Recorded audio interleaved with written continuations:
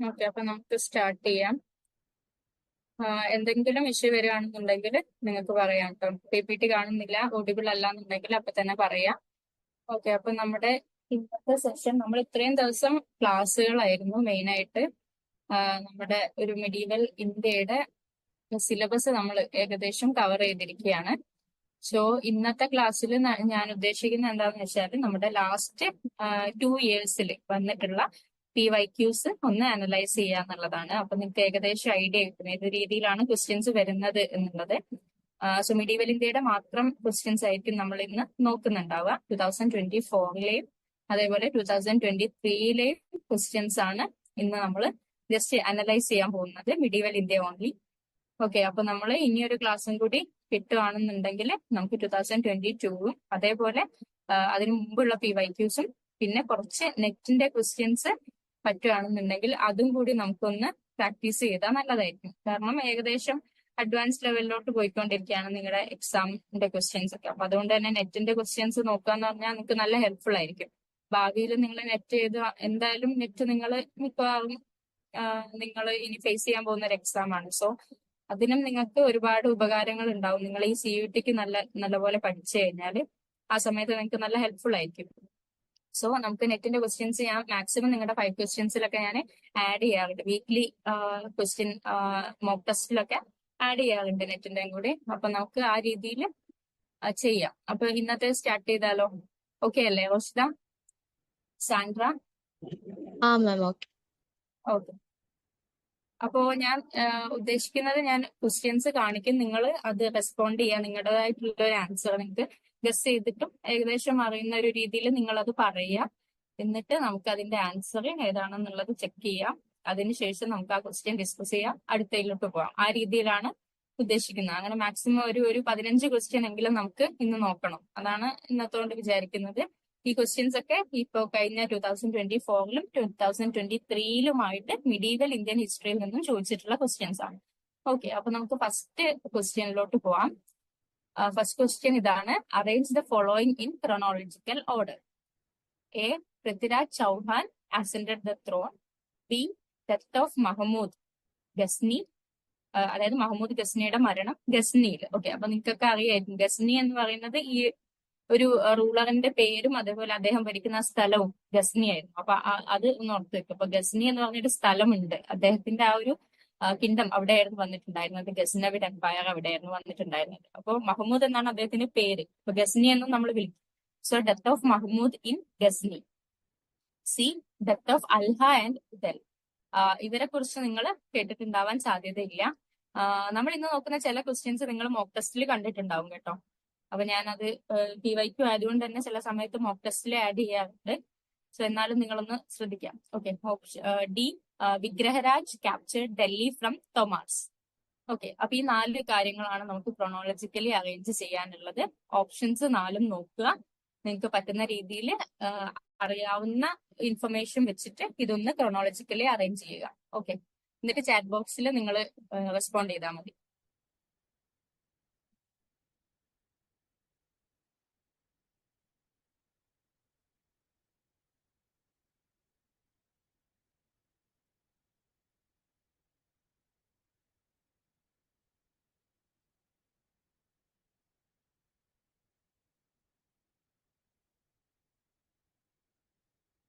Okay, Roshitha option B ആണ് പറയുന്നത്.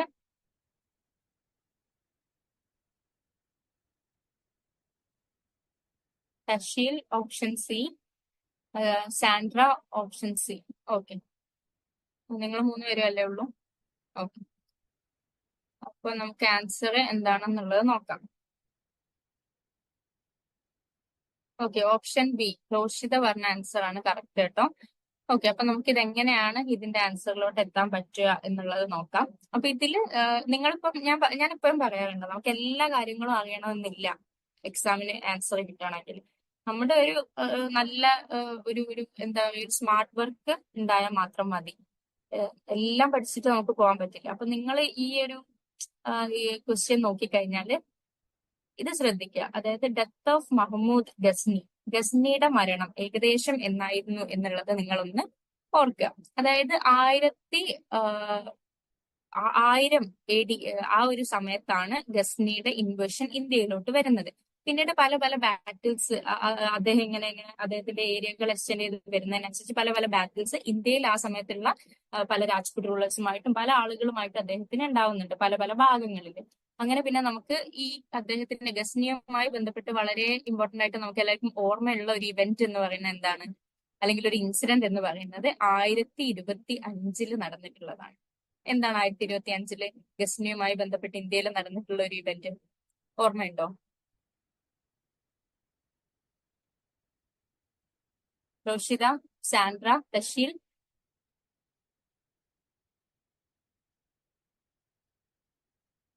Sandra?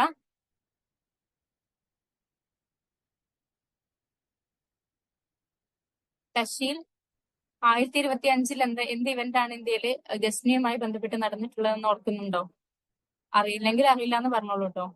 Okay, Somnath ടെമ്പിളുമായി, വെരി ഗുഡ്. അതായത് സോമനാഥ ടെമ്പിളിലെ പ്ലൻഡറിങ് ആണ് അല്ലെ. സോമനാഥ ടെമ്പിള് ഈ ഒരു ഗസ്നി ആക്രമിക്കുകയും അവിടെ നിന്ന് കവർച്ച നടത്തുകയും ചെയ്തു. ഓക്കെ, അപ്പൊ നിങ്ങൾക്ക് ഗസ്നി മരിച്ചത് അറിയില്ല എന്ന് വിചാരിക്കുകയാണ്. ഓക്കെ, അപ്പൊ 1025 എന്തായാലും ഗസ്നി ജീവനോടെ ഉണ്ടല്ലോ, അതൊന്നും ഓർത്തു വെക്കുക. ഗസ്നി മരിച്ചിട്ടുള്ളത് 1030 കേട്ടോ. അപ്പൊ നിങ്ങൾക്ക് അത് അറിയില്ല എന്നുണ്ടെങ്കിൽ കൂടി 1025 എന്നുള്ള ഒരു കാര്യം ഓർത്തു വെക്കുക. ആ സമയത്ത് എന്താണ് ഗസ്നി മരിച്ചിട്ടില്ല. ഓക്കെ, മരിച്ചത് 1030, അതിനും 5 വർഷത്തിന് ശേഷമാണ് ഗസ്നി മരിച്ചത്. ഓക്കെ, അപ്പൊ അത് അവിടെ നിൽക്കട്ടെ. പിന്നെ അടുത്തൊരു കാര്യം എന്ന് പറയുന്നത് ഈ ഒരു വിഗ്രഹരാജ് എന്ന് പറഞ്ഞ ഈ ഒരു റൂളറാണ്. ഈ വിഗ്രഹരാജ് എന്ന് പറയുന്നത് പൃഥ്വിരാജ് ചൗഹാന്റെ, അതായത് പൃഥ്വിരാജ് ചൗഹാൻ വരുന്നത് ചൗഹാൻ ഡൈനാസ്റ്റിയിലാണ്. നമുക്ക് ഒരുപാട് രാജ്പുത് ക്ലാൻസ് ഏർലി മിഡീവൽ ഹിസ്റ്ററിയുമായി ബന്ധപ്പെട്ട് നിങ്ങൾക്ക് അറിയായിരിക്കും, ചണ്ടേലാസ്, ചൗഹാൻസ് എന്നൊക്കെ പറയുന്ന.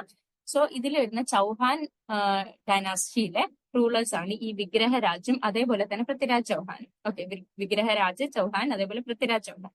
ഈ വിഗ്രഹരാജ് എന്ന് പറയുന്ന ഈ ഒരു റൂളർ പൃഥ്വിരാജ് ചൗഹാന് മുൻപ് വന്നിട്ടുള്ള ചൗഹാൻ റൂളറാണ്. ഓക്കെ, അപ്പൊ തന്നെ നമുക്ക് മനസ്സിലാക്കാൻ പറ്റും ഈ വിഗ്രഹരാജ് എന്ന് പറഞ്ഞ ഈ ഒരു റൂളർ ഡൽഹി ക്യാപ്ചർ ചെയ്തു എന്ന് പറയുന്നത്. തൊമാർസ് എന്ന് പറയുന്നത് മറ്റൊരു രാജ്പുത് ക്ലാൻ ആണ്. അപ്പൊ ഈ തൊമാർസിന്റെ കയ്യിൽ നിന്ന്, തൊമാർസിന്റെ മെയിൻ ഏരിയ എന്ന് പറയുന്നത് ഡൽഹി ആയിരുന്നു.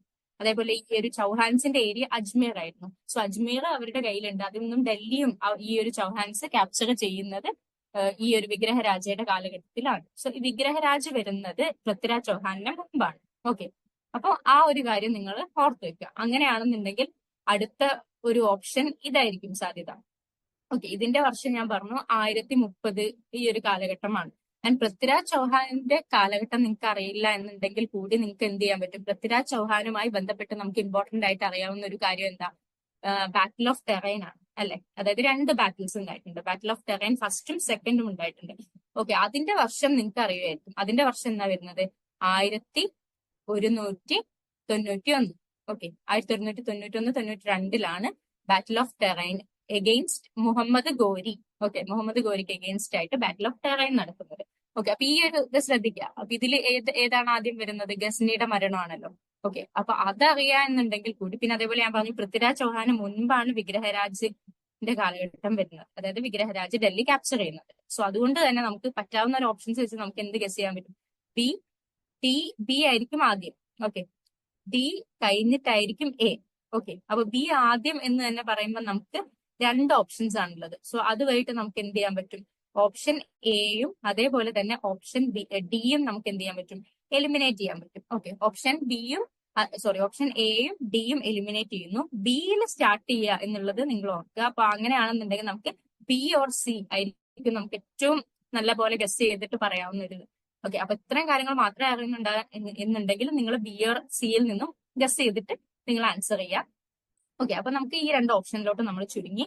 ഇനി അടുത്തതായിട്ട് ഞാൻ പറഞ്ഞു പൃഥ്വിരാജ് ചൗഹാന് മുൻപ് വന്നിട്ടുള്ള റൂളറാണ് വിഗ്രഹരാജ് എന്ന് പറയുന്നത്. നിങ്ങൾ ആ ഒരു ഏർലി മിഡീവൽ പീരീഡിലെ ചൗഹാൻസിന്റെ കാര്യങ്ങൾ പഠിക്കുന്നുണ്ടെങ്കിൽ ഈ ഒരു റൂളറിനെ പറ്റി ചിലപ്പോൾ നിങ്ങൾക്ക് ഏർലി മിഡീവൽ എടുത്ത സമയത്ത് മെൻഷൻ ചെയ്തിട്ടുണ്ടാവും, അറിയില്ല അത്. അപ്പൊ വിഗ്രഹരാജ് എന്ന് പറയുന്നത് പൃഥ്വിരാജ് ചൗഹാന് മുൻപുള്ള റൂളറാണ്. സോ ടി ആയിരിക്കും അടുത്തത് വരിക. ഓക്കെ, ഡി ഇവിടെ പ്ലേസ് ചെയ്തു. ദെൻ അടുത്തത് പൃഥ്വിരാജ് ചൗഹാൻ എന്ത് ചെയ്യാണ്, അദ്ദേഹം ഭരണത്തിൽ വരികയാണ് ചെയ്യുന്നത്. സോ അത് അടുത്തൊരു ഓപ്ഷൻ ആയിട്ട് നമ്മൾ സെലക്ട് ചെയ്യുന്നു. ദെൻ ലാസ്റ്റ് വരുന്ന ഈ death of Alha and Udal. ഈ അൽഹ ആൻഡ് ഉദൽ എന്ന് പറയുന്നത് ചണ്ടേല ഡൈനാസ്റ്റിയുമായി ബന്ധപ്പെട്ടിരിക്കുന്ന 2 സ്ട്രോങ് വാരിയേഴ്സ് ആണ്. ഓക്കെ, അപ്പൊ ഈ ചണ്ടേല ഡൈനാസ്റ്റി നമ്മുടെ ചൗഹാൻസ് ഒക്കെ പോലെ തന്നെയുള്ള ഒരു രാജ്പുത് ക്ലാൻ ആയിരുന്നു. അപ്പൊ ഈ രാജ്പുത് ക്ലാൻസും അങ്ങോട്ടും ഇങ്ങോട്ടും തമ്മിൽ കോൺഫ്ലിക്റ്റുകൾ ആ സമയത്ത് ഉണ്ടായിരുന്നല്ലോ. സോ ആ സമയത്ത് പൃഥ്വിരാജ് ചൗഹാന്റെ കാലഘട്ടത്തിൽ നടന്നിട്ടുള്ള വളരെ ഇമ്പോർട്ടന്റ് ആയിട്ടുള്ള ഒരു ബാറ്റിലാണ് battle of Mahoba. 1182 battle of Mahoba നടന്നിട്ടുള്ളത്. അത് ഈ ചൗഹാൻ ഡൈനാസ്റ്റിയിലെ പൃഥ്വിരാജ് ചൗഹാനും അതേപോലെ തന്നെ ചണ്ടേലാസും തമ്മിലായിരുന്നു ഈ ഒരു ബാറ്റിൽ ഓഫ് മഹോബ നടന്നിട്ടുള്ളത്. ഈ ബാറ്റിൽ ഓഫ് മഹോബയ്ക്കിടയിലാണ് ഈ രണ്ട് ചണ്ടേല ഡൈനാസ്റ്റിയുടെ ഈ രണ്ട് വാരിയേഴ്സ് അൽഹയും ഉദലും മരണപ്പെടുന്നത്. ഓക്കെ, അപ്പൊ പൃഥ്വിരാജ് ചൗഹാൻ ഭരണത്തിൽ വന്നതിന് ശേഷമായിരിക്കുമല്ലോ ബാറ്റിൽ ഓഫ് മഹോബ നടന്നിട്ടുണ്ടാവുക. സോ അതുകൊണ്ട് തന്നെ എന്താണ് ഏറ്റവും അവസാനത്തെ ഓപ്ഷൻ ആയിട്ട് സിയും വരും. ഓക്കെ, സോ ആ രീതിയിലാണ് നമ്മൾ ഈ ഒരു ഓപ്ഷനിലോട്ട് ഈ ഒരു ഉത്തരത്തിലോട്ട് നമ്മൾ എത്തുന്നത്. ഓക്കെ, അപ്പൊ അതൊന്ന് കാലഘട്ടം വെച്ച് ഓർത്ത് വെക്കുക.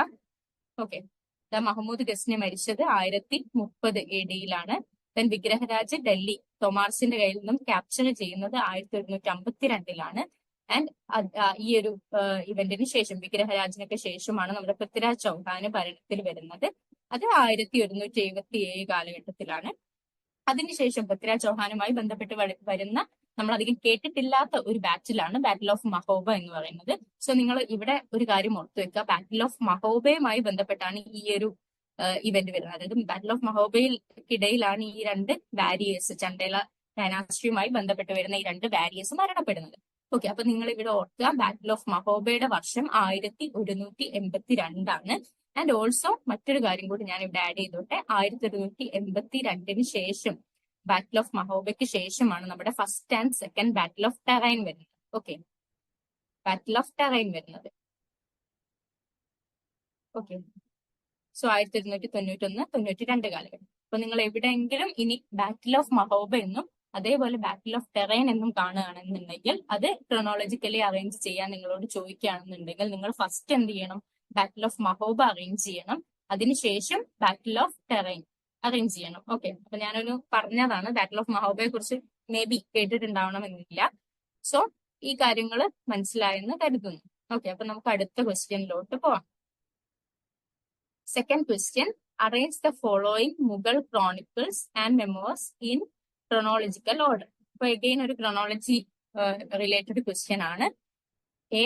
Babur's memoirs translated into Persian as Babarnama. And B. Gulbadan Begum. Gulbadan Begum ആരാണ്? ബാബറിന്റെ മകളാണ്, അല്ലെ, ഹുമയൂന്റെ സിസ്റ്റർ ആണ്. Begins to write the Humayun Nama. C. Lahori composes the first two daftars of the Badshah Nama. D. Jahangir wrote his memoir Jahangir Nama. Okay, അപ്പൊ ഇതിൽ നിന്നും നിങ്ങൾക്ക് പറ്റാവുന്ന പോലെ നിങ്ങൾ ഒന്ന് അറേഞ്ച് ചെയ്യാം. ഓക്കെ, ഒന്ന് നല്ലപോലെ ശ്രദ്ധിച്ചിട്ട് നിങ്ങൾ എന്ത് ചെയ്യാം, ഒന്ന് അറേഞ്ച് ചെയ്യൂ.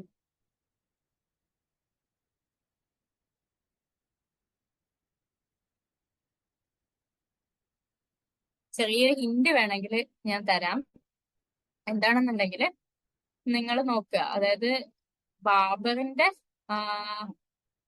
ഈ ഒരു ഓട്ടോബയോഗ്രഫി പേർഷ്യനിലോട്ട് ട്രാൻസ്ലേറ്റ് ചെയ്യുന്ന അദ്ദേഹത്തിന്റെ കാലഘട്ടത്തിന് ശേഷമാണ്, ബാബറിന്റെ കാലഘട്ടത്തിന് ശേഷമാണ്, അതായത് അക്ബറിന്റെ കാലഘട്ടത്തിലാണ്. ഓക്കെ, അക്ബറിന്റെ നിർദ്ദേശപ്രകാരമാണ് അത് ട്രാൻസ്ലേറ്റ് ചെയ്യുന്നത്, ടർക്കിഷ് ലാംഗ്വേജിൽ നിന്നും പേർഷ്യനിലോട്ട് ട്രാൻസ്ലേറ്റ് ചെയ്യുന്നത്.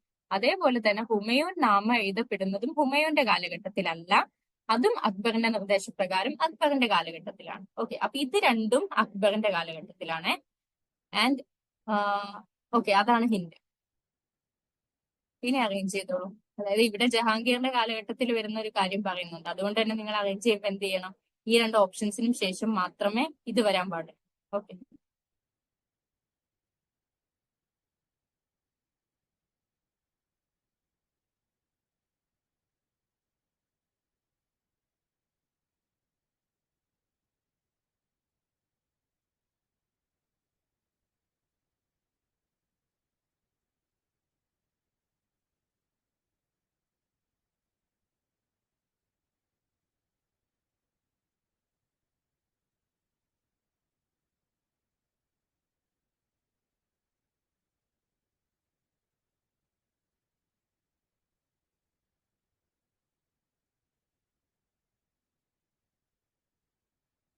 ചാറ്റ് ബോക്സിൽ റെസ്പോണ്ട് ചെയ്തോളൂ കേട്ടോ.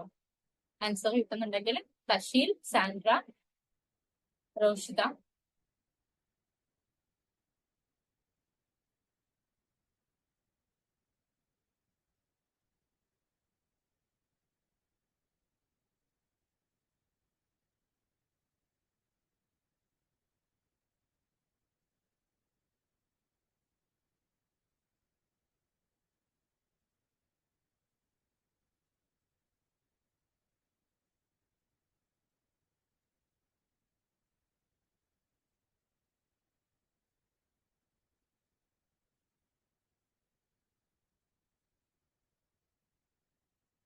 ഹലോ, നിങ്ങൾ റെസ്പോണ്ട് ചെയ്യും. ഇത്ര ടൈം പോരെ?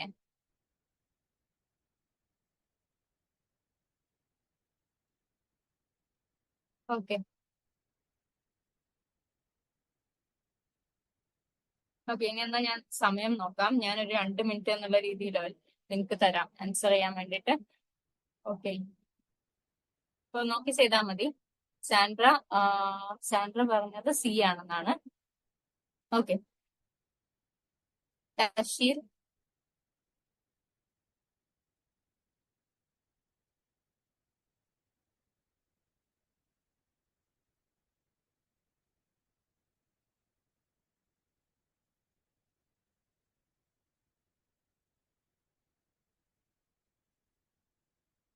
റോഷിദ option A. Thasheel, Thasheel left ആയിട്ടുണ്ടല്ലേ? ഓക്കെ, അപ്പൊ നമുക്ക് ആൻസർ എന്താണെന്നുള്ളത് നോക്കാം. അപ്പൊ ഇവിടെ ആ, റോഷിദ പറഞ്ഞ ആൻസർ ആണ് കറക്റ്റ്. ഓക്കെ, ഓപ്ഷൻ എ ആണ് കറക്റ്റ്. അതായത് ആ, നമ്മുടെ സാൻഡ്ര പറഞ്ഞ ആൻസർ പകുതി ശരിയാണ് അല്ലെ? ഡി എ എന്നുള്ളത് ശ്രദ്ധിക്കുക.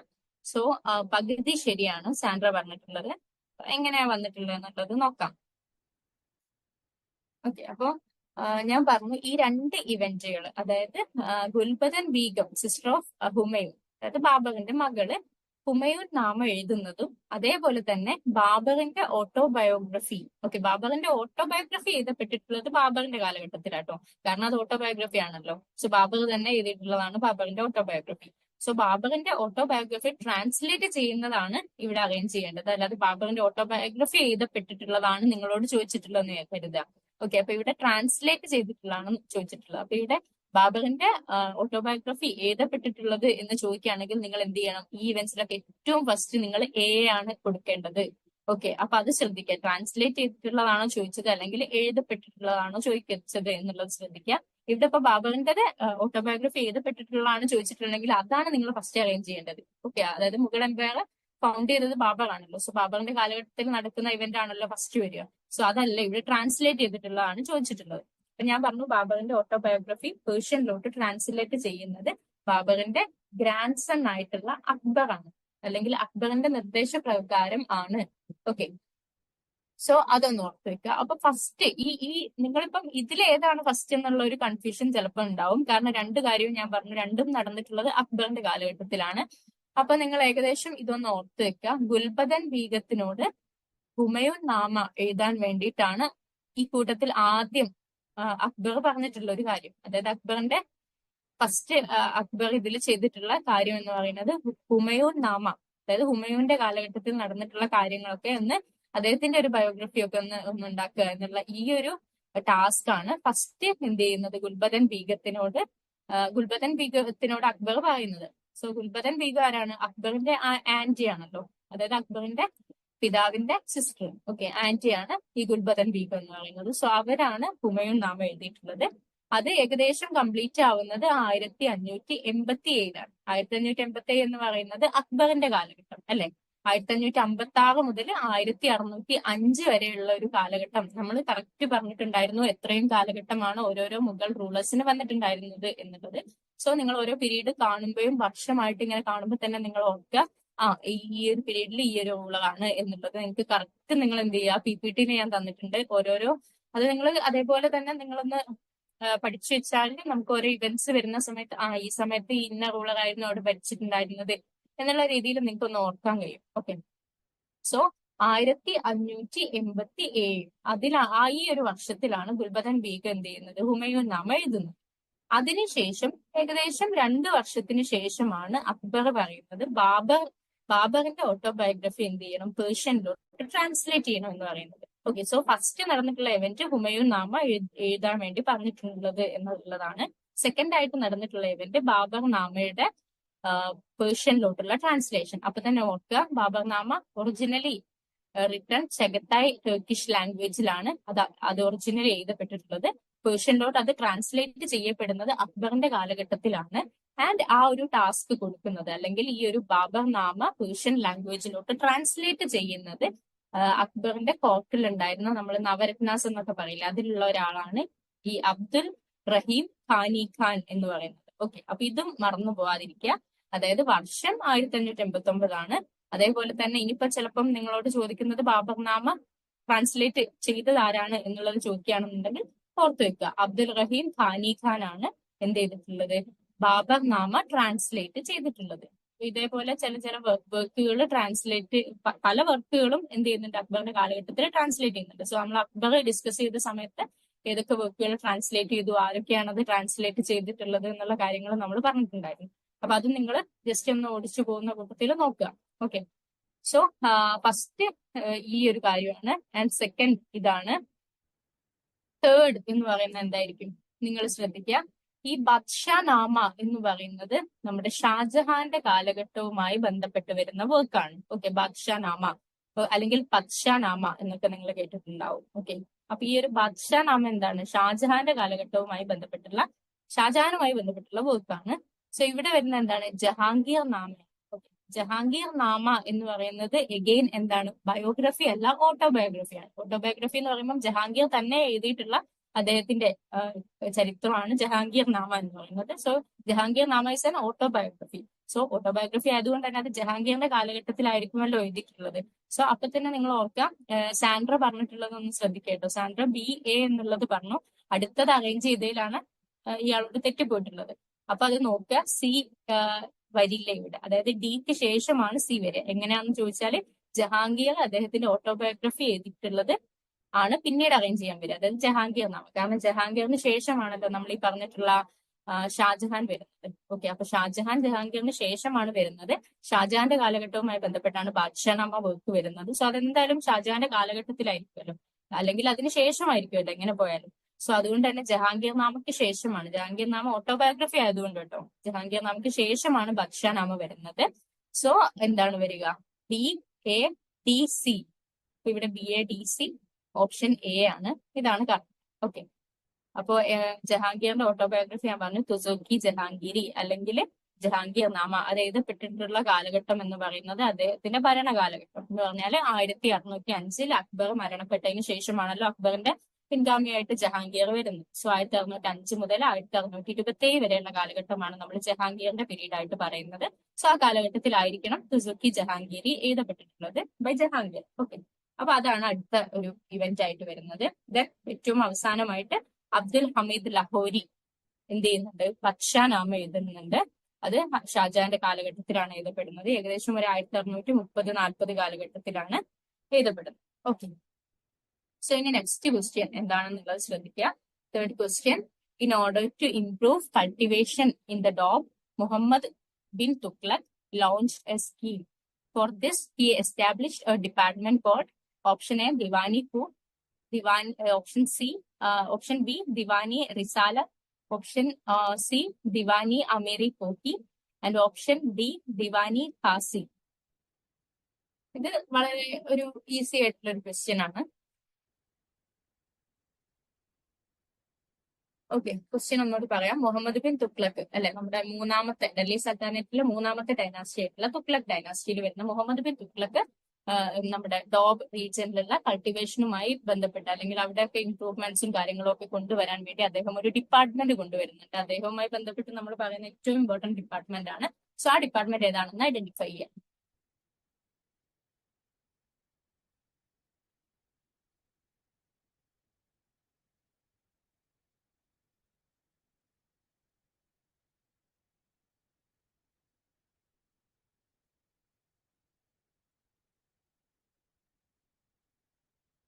സാൻഡ്ര, ഓപ്ഷൻ സി റോഷിദ,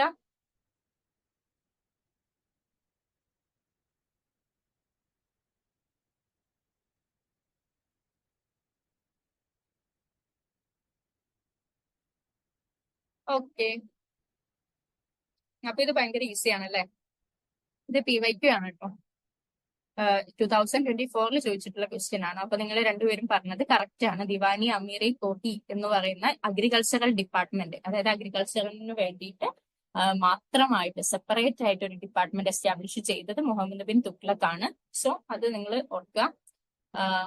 പിന്നെ മെയിൻലി എന്താണ് ഈ ഒരു ഡിപ്പാർട്ട്മെന്റ് അഗ്രികൾച്ചറൽ റിഫോംസും കാര്യങ്ങളൊക്കെ കൊണ്ടുവന്നിട്ടുണ്ടായിരുന്നു. അത് മാത്രമല്ല ഒരു എന്താണ് ഫാമേഴ്സിന് കുറച്ചൊരു സപ്പോർട്ട്, ഫിനാൻഷ്യൽ സപ്പോർട്ട് പ്രൊവൈഡ് ചെയ്യുക എന്നുള്ളതായിരുന്നു ഇതിന്റെ മെയിൻ ഒരു പേർപ്പസ് എന്ന് പറയുന്നത്. ആൻഡ് ഓൾസോ എന്ത് ചെയ്തിട്ടുണ്ടായിരുന്നു, പലതരത്തിലുള്ള ഇപ്പോ സ്വന്തർ, അതേപോലെ തക്കവി എന്നൊക്കെ പറഞ്ഞിട്ടുള്ള പലതരത്തിലുള്ള ലോണുകള് എന്ത് ചെയ്യുന്നുണ്ടായിരുന്നു, ഫാമേഴ്സിന് ഈ ഒരു ഡിപ്പാർട്ട്മെന്റ് വഴി കൊടുത്തിട്ടുണ്ടായിരുന്നു. ഓക്കെ, അപ്പൊ അവർക്കൊരു ഒരു ഒരു സപ്പോർട്ട് കൊടുക്കുക എന്നുള്ള രീതിയിൽ ആണ് ഈ ഒരു ഡിപ്പാർട്ട്മെന്റ് വരുന്നത്. ഓക്കെ, അപ്പൊ ലോൺസും കാര്യങ്ങളും കൊടുക്കുക, അവർക്ക് അവരുടെ കൾട്ടിവേഷൻ അസോസിയേറ്റഡ് സീഡുകൾ വാങ്ങാൻ, അല്ലെങ്കിൽ അവരുടെ എന്തായാലും മെഷീനറീസും കാര്യങ്ങളൊക്കെ വാങ്ങാൻ, ആ രീതിയിൽ ഉള്ള അതിനൊക്കെ വേണ്ടിയിട്ടുള്ള പണം അല്ലെങ്കിൽ അതിനൊക്കെ വേണ്ടിയിട്ടുള്ള ഒരു ലോൺ ഇവർക്ക് കൊടുക്കുക എന്നുള്ളതൊക്കെയായിരുന്നു മെയിൻ ഈ ഒരു ഡിപ്പാർട്ട്മെന്റ് ചെയ്തിട്ടുണ്ടായിരുന്നത്. Okay, next question. ഇതും വളരെ ഈസി ക്വസ്റ്റ്യൻ ആണ്, ഞാൻ ഒരുപാട് തവണ റിപ്പീറ്റ് ചെയ്തിട്ടുള്ള ഒരു കാര്യമാണ്, നിങ്ങൾക്ക് എന്തായാലും കിട്ടും. Okay, so fourth question. African traveler Ibn Battuta came to India in the reign of option A, Alauddin Khilji, option B, Ibrahim Lodi, option C, Sikandar Lodi, and option D is Muhammad bin Tughlaq.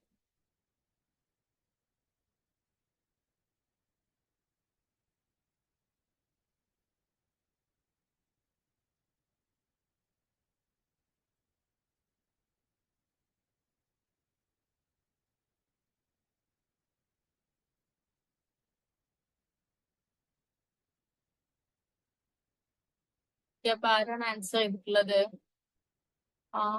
Sandra, option D റോഷിദ,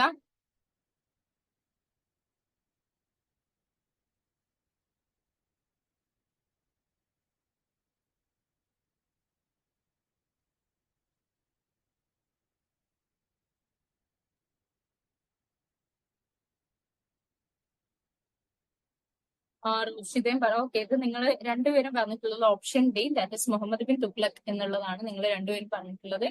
okay, അപ്പൊ നിങ്ങൾ ക്ലാസ്സിൽ not ശ്രദ്ധിച്ചിട്ടുണ്ടായിരുന്നുണ്ടെങ്കിൽ ഉറപ്പായിട്ടും answer ചെയ്യാൻ പറ്റുന്ന ഒരു PYQ ആണ് ഇത്. 2024 ചോദിച്ചിട്ടുണ്ട് കേട്ടോ. ഓക്കെ, അപ്പൊ ഈ രീതിയിലുള്ള ക്വസ്റ്റ്യൻസും നിങ്ങൾക്ക് വരും. അപ്പൊ ഈ ട്രാവലേഴ്സിനെ കുറിച്ച് ഞാൻ ജസ്റ്റ് ഒരു ബ്രീഫ് ആയിട്ട് കുറച്ച് കാര്യങ്ങൾ ഈ ക്വസ്റ്റ്യനുമായി ബന്ധപ്പെട്ട് പറയാം. അപ്പൊ നിങ്ങൾക്ക് അത്രയും ഭാഗങ്ങൾ കിട്ടുമല്ലോ. സോ ഇബ്നു ബത്തൂത്ത അല്ലെ, അപ്പൊ ഇബ്നു ബത്തൂത്ത ഇന്ത്യ വിസിറ്റ് ചെയ്തിട്ടുള്ളത് നമ്മുടെ ഡൽഹി സൽത്താനേറ്റിലെ മുഹമ്മദ് ബിൻ തുഗ്ലക്കിന്റെ കാലഘട്ടത്തിലാണ്. ഇത് ഒരിക്കലും മറക്കാൻ പാടില്ല. ഓക്കെ, അതായത് മുഹമ്മദ് ബിൻ തുഗ്ലക്കിന്റെ കാലഘട്ടം എന്ന് പറയുമ്പോൾ ഒരു 1325 മുതലാണ് ഇദ്ദേഹത്തിന്റെ കാലഘട്ടം തുടങ്ങുന്നത്. 1325 മുതലാണ്. സോ ഒരു 1333 ഏകദേശം എന്ത് വരുന്നത്, നമ്മുടെ ഇബ്നു ബത്തൂത്ത ആഫ്രിക്കയിലെ മൊറോക്കോ എന്ന് പറഞ്ഞ കൺട്രിയിൽ നിന്നുമാണ് ഇബ്നു ബത്തൂത്ത വരുന്നത്. Okay, so Ibnu Battuta 1333 Ibnu Battuta India visit ചെയ്യുന്നത്. ആ സമയത്ത് തന്നെ നിങ്ങൾ ഓർക്കുക, പിന്നീട് ഒരുപാട് വർഷത്തോളം എന്തുണ്ടായിരുന്നു, മുഹമ്മദ് ബിൻ തുഗ്ലക്കിന്റെ കോർട്ടിലും അല്ലാതെ തന്നെ ഇന്ത്യയിലെ പല സ്ഥലങ്ങളിലോട്ടും ഇബ്നു ബത്തൂത്ത ട്രാവൽ ചെയ്തതായിട്ട് പറയപ്പെടുന്നുണ്ട്. ഓക്കെ, സോ ഈ ഒരു കാലഘട്ടത്തിന്റെ ഒരു പ്രത്യേകത, അല്ലെങ്കിൽ 1336 ബന്ധപ്പെട്ട് നമ്മൾ പറഞ്ഞിട്ടുണ്ടായിരുന്നു, സൗത്ത് ഇന്ത്യയില് വളരെ ഇമ്പോർട്ടന്റ് ആയിട്ടുള്ള ഒരു പുതിയ കിങ്ഡം എസ്റ്റാബ്ലിഷ് ചെയ്യുന്നുണ്ട്. ആക്ച്വലി 3 കിങ്ഡംസ് വരുന്നുണ്ട്, അതിൽ 2 നമ്മൾ ഡിസ്കസ് ചെയ്തിട്ടുമുണ്ട്. ഓക്കെ, അപ്പൊ നിങ്ങളൊന്ന് പറഞ്ഞ 1336 അതായത് മുഹമ്മദ് ബിൻ തുഗ്ലക്കിന്റെ ഭരണ കാലഘട്ടത്തിൽ സൗത്ത് ഇന്ത്യയിൽ എസ്റ്റാബ്ലിഷ് ചെയ്യുന്ന കിങ്ഡം ഏതാണ്? ഈ ഒരു വർഷം 1336 നമ്മൾ നമ്മുടെ ഒരു എൻറ്റയർ ക്ലാസ് തന്നെ ആ ഒരു കിങ്ഡത്തിനെ കുറിച്ചായിരുന്നു. ഒന്ന് റെസ്പോണ്ട് ചെയ്തേ സാൻഡ്ര, റോഷിദ.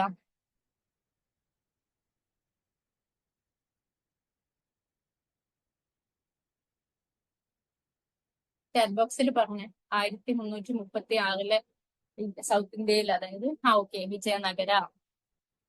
പിന്നെ അതേപോലെ 1347 എന്തുണ്ട്, ബാമണി കിങ്ഡം ഡെക്കാൻ റീജനിൽ വരുന്നുണ്ട്. ഓക്കെ, അപ്പൊ നിങ്ങൾ വിജയനഗരയെ കുറിച്ചും പഠിച്ചിരിക്കണം. നമ്മളത് ഡീറ്റെയിൽ ആയിട്ട് ഒരു ക്ലാസ്, ഐ തിങ്ക് ഒരു ക്ലാസ്സിലധികം നമ്മൾ ഡിസ്കസ് ചെയ്തിട്ടുണ്ടായിരുന്നു വിജയനഗരയെ കുറിച്ച്. ഓക്കെ, അപ്പോ ഈ വിജയനഗര കിങ്ഡം എസ്റ്റാബ്ലിഷ് ചെയ്യുന്ന ഒരു സമയത്തും ഇബ്നു ബത്തൂത്ത ഇന്ത്യയിലുണ്ട്. ഓക്കെ, അതേപോലെ തന്നെ ഈ വിജയനഗര കിങ്ഡത്തിലെ അതിന്റെ ഫൗണ്ടേഴ്സ് ആയിട്ടുള്ള ഹരിഹരയും ബുക്കിയും, അതിൽ ഹരിഹരയാണ് അതിന്റെ ഫസ്റ്റ് റൂളറായിട്ട് വരുന്നത്. സോ ഈ ഹരിഹരയുടെ പീരീഡിലും വിജയനഗര കിങ്ഡം ആര് വിസിറ്റ് ചെയ്തിട്ടുണ്ട്? നമ്മുടെ ഇബ്നു ബത്തൂത്ത വിസിറ്റ് ചെയ്തിട്ടുണ്ട്. അപ്പൊ നിങ്ങൾക്ക് ഇവിടെ ഇപ്പോ ഓപ്ഷനിൽ മുഹമ്മദ് ബിൻ തുഗ്ലക്ക് ഇല്ല എന്ന് കരുതുക. ഇവിടെ ഓപ്ഷനിൽ മുഹമ്മദ് ബിൻ തുഗ്ലക്കിന് പകരം ഹരിഹര ഫസ്റ്റ് അതായത് വിജയനഗര കിങ്ഡത്തിലെ ഹരിഹരയാണ് ഇവിടെ ഉള്ളത് എന്നുണ്ടെങ്കിൽ നിങ്ങൾ ആ ഓപ്ഷൻ ആണ് അവിടെ എന്ത് ചെയ്യേണ്ടത്, ചൂസ് ചെയ്യേണ്ടത്. ഓക്കെ, മുഹമ്മദ് ബിൻ തുഗ്ലക്ക് ഇല്ല എന്നുണ്ടെങ്കിൽ നിങ്ങൾ ഹരിഹര ചൂസ് ചെയ്യാം. കാരണം വിജയനഗരയിലെ ഹരിഹരയുടെ കാലഘട്ടത്തിൽ വിജയനഗര എംപയറും ഇബ്നു ബത്തൂത്ത വിസിറ്റ് ചെയ്തതായി പറയപ്പെടുന്നുണ്ട്. ഓക്കെ, സോ ഇദ്ദേഹം ഒരുപാട് വർഷം ഇന്ത്യയിൽ ഉണ്ടായിരുന്നു. ഓക്കെ, അതിൽ തന്നെ മിക്കവാറും കാലഘട്ടം അദ്ദേഹം നമ്മുടെ ഡൽഹി സുൽത്താനേറ്റിലെ ഈ ഒരു മുഹമ്മദ് ബിൻ തുഗ്ലക്കിന്റെ കൂടെ തന്നെയായിരുന്നു ഉണ്ടായിരുന്നത്. ആൻഡ് മുഹമ്മദ് ബിൻ തുഗ്ലക്ക് ഇദ്ദേഹത്തിന് അവിടുത്തെ ഒരു ജഡ്ജായിട്ട്, ഖാസിയായിട്ട് അദ്ദേഹത്തിന് അപ്പോയിന്റ് ചെയ്യുന്നുണ്ട്. അങ്ങനെ പല വർഷത്തോളം അദ്ദേഹം ഇന്ത്യയിൽ തന്നെ ഉണ്ടായിരുന്നു. ഓക്കെ, പിന്നെ അതേപോലെ ഇബ്നു ബത്തൂത്തയുടെ ഒരു ട്രാവൽ അക്കൗണ്ട് നിങ്ങൾക്കൊക്കെ അറിയായിരിക്കും, റഹില അല്ലെങ്കിൽ റഹില എന്നൊക്കെ നമ്മൾ പറയുന്ന ആ ഒരു ബുക്ക്.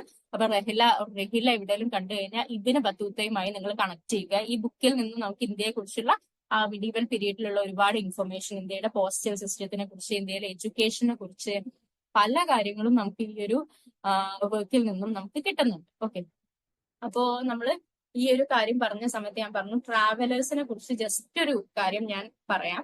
എന്താന്ന് വെച്ചാല് നമ്മുടെ ഇബ്നു ബത്തൂത്ത 1333 ആ ഒരു കാലഘട്ടത്തിലാണ് ഏകദേശം ഇന്ത്യയിൽ വരുന്നത് എന്ന് ഞാൻ പറഞ്ഞു. അപ്പോ നിങ്ങൾ ഈ പറയുന്ന കാര്യങ്ങൾ കറക്റ്റ് ഓർത്ത് വെക്കട്ടോ. ഇബ്നു ബത്തൂത്തയ്ക്ക് മുൻപ് വന്നിട്ടുള്ള കുറച്ച് ആളുകളെ കുറിച്ചും അദ്ദേഹത്തിന് ശേഷം വന്നിട്ടുള്ള കുറച്ച് ആളുകളെ കുറിച്ചും, വളരെ കുറച്ച് ആളുകളെ കുറിച്ച് മാത്രം ഞാൻ ജസ്റ്റ് ഒന്ന് പറയാം. മിഡീവൽ ഇന്ത്യൻ പെർസ്പെക്റ്റീവിലാണ് ഞാൻ പറയുന്നത്. അതായത് ആൻഷ്യൻ പീരീഡിൽ നിങ്ങൾക്ക് അറിയാം, ഇപ്പൊ ചൈനയിൽ നിന്ന് ഹുവാൻസാങ് വന്നിട്ടുണ്ട്, അതേപോലെ മെഗസ്തനീസ് ഉണ്ട്, പിന്നെ ഫഹിയാൻ വന്നിട്ടുണ്ട് ചൈനയിൽ നിന്നും. അങ്ങനെ പല പേരും ആൻഷ്യൻ പീരീഡിൽ വന്നിട്ടുണ്ട്. സോ നമ്മൾ മിഡീവൽ പീരീഡിലോട്ട് എത്തുന്ന സമയത്ത് സുലൈമാൻ എന്ന് പറഞ്ഞിട്ടുള്ള ഒരു ട്രാവലർ വന്നിട്ടുണ്ട്. സുലൈമാന് ശേഷം അൽ മസൂദി വന്നിട്ടുണ്ട്. അൽ മസൂദി പ്രതിഹാര, ഗുജാര പ്രതിഹാരാസ് ഒക്കെ എന്ത് ചെയ്യുന്നുണ്ട്, വിസിറ്റ് ചെയ്യുന്നുണ്ട്. അൽ മസൂദിക്ക് ശേഷം വന്നിട്ടുള്ള വളരെ ഇമ്പോർട്ടന്റ് ആയിട്ടുള്ള ഒരു ട്രാവലർ ഉണ്ട്. സോ ഈ ട്രാവലർ അൽ ബിറൂനിയാണ് ആ ഒരു ട്രാവലർ. സോ അൽ ബിറൂനി ഏത് റൂളറിന്റെ കൂടെയാണ് ഇന്ത്യയിലോട്ട്, ഒരു റൂളറിന്റെ കൂടെയാണ് ഇന്ത്യയിലോട്ട് വന്നിട്ടുള്ളത്? ആരുടെ കൂടെയാണെന്ന് ആർക്കെങ്കിലും അറിയാവോ? അൽ ബിറൂനി അറിയാവോ? സാൻഡ്ര ഹോഷിത?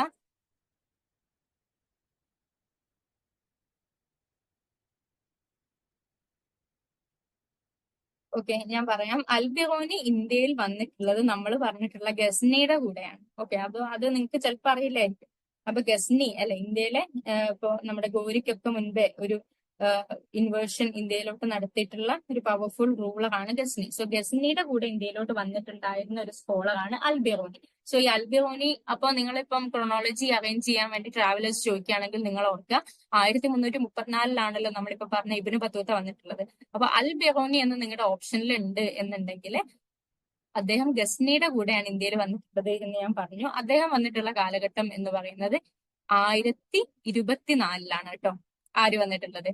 അൽ ബിറൂനി വന്നിട്ടുള്ളത് 1024. ഇനി വർഷം അറിയില്ലെങ്കിൽ കൂടി നിങ്ങൾ ഓർത്തു വെക്കുക, അൽ ബിറൂനി ഇന്ത്യയിൽ വന്നിട്ടുള്ളത് ഗസ്നിയുടെ കൂടെയാണ്. സോ ഗസ്നി എന്ന് പറയുമ്പോൾ നമ്മുടെ ഡൽഹി സുൽത്താനേറ്റിന്റെ എസ്റ്റാബ്ലിഷ്മെന്റിനൊക്കെ ഒരുപാട് കാലം മുൻപാണല്ലോ ഗസ്നിയുടെ കാലഘട്ടം. സോ അതുകൊണ്ട് തന്നെ ഇബ്നു ബത്തൂത്തയും അൽ ബിറൂനിയും കണ്ടു കഴിഞ്ഞാൽ ഫസ്റ്റ് അൽ ബിറൂനിയെ നിങ്ങൾ അറേഞ്ച് ചെയ്യുക. അൽ ബിറൂനിക്ക് ശേഷം ഇന്ത്യയിൽ വന്നിട്ടുള്ള മറ്റൊരു ട്രാവലറാണ് മാർക്കോ പോളോ. സോ ഈ മാർക്കോ പോളോയും വന്നിട്ടുള്ളത് എപ്പോഴാണ്? ഇബ്നു ബത്തൂത്തക്ക് മുൻപാണ്. 1292 മാർക്കോ പോളോ ഇന്ത്യ വിസിറ്റ് ചെയ്തിട്ടുള്ളത്. And he was from Italy. Okay, so ഇറ്റലിയിൽ നിന്നാണ് ഇദ്ദേഹം വന്നിട്ടുള്ളത്. ഇദ്ദേഹത്തിന്റെ കാലഘട്ടം, അതായത് ഈ ഒരു 1292 ഇദ്ദേഹം ഇന്ത്യയിൽ വന്നിട്ടുള്ളത്. മെയിൻലി കക്കട്ടിയ ഡൈനാസ്റ്റിയാണ് ഇദ്ദേഹം വിസിറ്റ് ചെയ്തതായിട്ട് പറയുന്നത്. കക്കട്ടിയ ഡൈനാസ്റ്റിയില് ആ സമയം രുദ്രമദേവി എന്ന് പറഞ്ഞ ഒരു ഫീമെയിൽ റൂളർ ആയിരുന്നു അവിടെ ഭരിച്ചിട്ടുണ്ടായിരുന്നത്. അവരുടെ കാലഘട്ടത്തിലാണ് മാർക്കോ പോളോ കക്കട്ടിയ കിങ്ഡം വിസിറ്റ് ചെയ്യുന്നതെന്നും പിന്നെ അവരുടെ മൊട്ട്പള്ളി പോർട്ട്, ഓക്കെ, ഈ കക്കട്ടിയാസിന്റെ മൊട്ട്പള്ളി പോർട്ട് അദ്ദേഹം വിസിറ്റ് ചെയ്തതായിട്ടും പറയപ്പെടുന്നുണ്ട്. ഓക്കെ, സോ അൽ ബിറൂനിക്ക് ശേഷം മാർക്കോ പോളോക്കും ശേഷമാണ് ആര് വരുന്നത്? 1334 ഇബ്നു ബത്തൂത്ത വരുന്നത്. സോ ആ ഒരു ഓർഡർ നിങ്ങൾ ജസ്റ്റ് ഒന്ന് ഓർത്ത് വെക്കുക. ഓക്കെ, സോ അപ്പൊ നിങ്ങൾ ഇബ്നു ബത്തൂത്ത മുഹമ്മദ് ബിൻ തുഗ്ലക്കിന്റെ കാലഘട്ടത്തിലാണെന്ന് ഞാൻ പറഞ്ഞു. ഇനി മെയിൻ ആയിട്ടും വരുന്ന ട്രാവലേഴ്സ് എന്ന് പറയുന്നത് ആരാണ്? നമ്മുടെ വിജയനഗര എംപയറുമായി ബന്ധപ്പെട്ട്. അപ്പൊ ഈ ഒരു കാലഘട്ടം ആയപ്പോഴേക്കും വിജയനഗര എംപയർ എസ്റ്റാബ്ലിഷ് ആയല്ലോ. പിന്നെ വിജയനഗരവുമായി ബന്ധപ്പെട്ട് നമ്മൾ ഒരുപാട് ട്രാവലേഴ്സിന്റെ ലിസ്റ്റും അവരുടെ ബുക്കും അവർ പറഞ്ഞിട്ടുള്ള ചില ഡിസ്ക്രിപ്ഷൻസും കാര്യങ്ങളും നമ്മൾ വളരെ ഡീറ്റെയിൽ ആയിട്ട് വിജയനഗരയുടെ ക്ലാസ്സിൽ പറഞ്ഞിട്ടുണ്ട്. ഓക്കെ, അപ്പൊ നിക്കോളോ ഡി കോന്തി, ഫെർണാവോ നൂനിസ് എന്നൊക്കെ പറഞ്ഞിട്ട് ഒരുപാട് ട്രാവലേഴ്സ് വന്നിട്ടുണ്ട്. അപ്പൊ അവരെ കുറിച്ചുള്ള ലിസ്റ്റ് നിങ്ങൾ കറക്റ്റ് ഒന്ന് നോക്കുക. കാരണം പല സമയത്തും വിജയനഗരയിൽ നിന്നും ക്വസ്റ്റ്യൻസ് ഫോറിൻ ട്രാവലേഴ്സ് മാത്രമായിട്ടാണ് വന്നിട്ടുള്ളത്. പക്ഷെ 2024 ചോദിച്ചിട്ടില്ലെന്നാണ് എന്റെ ഒരു ഓർമ്മ.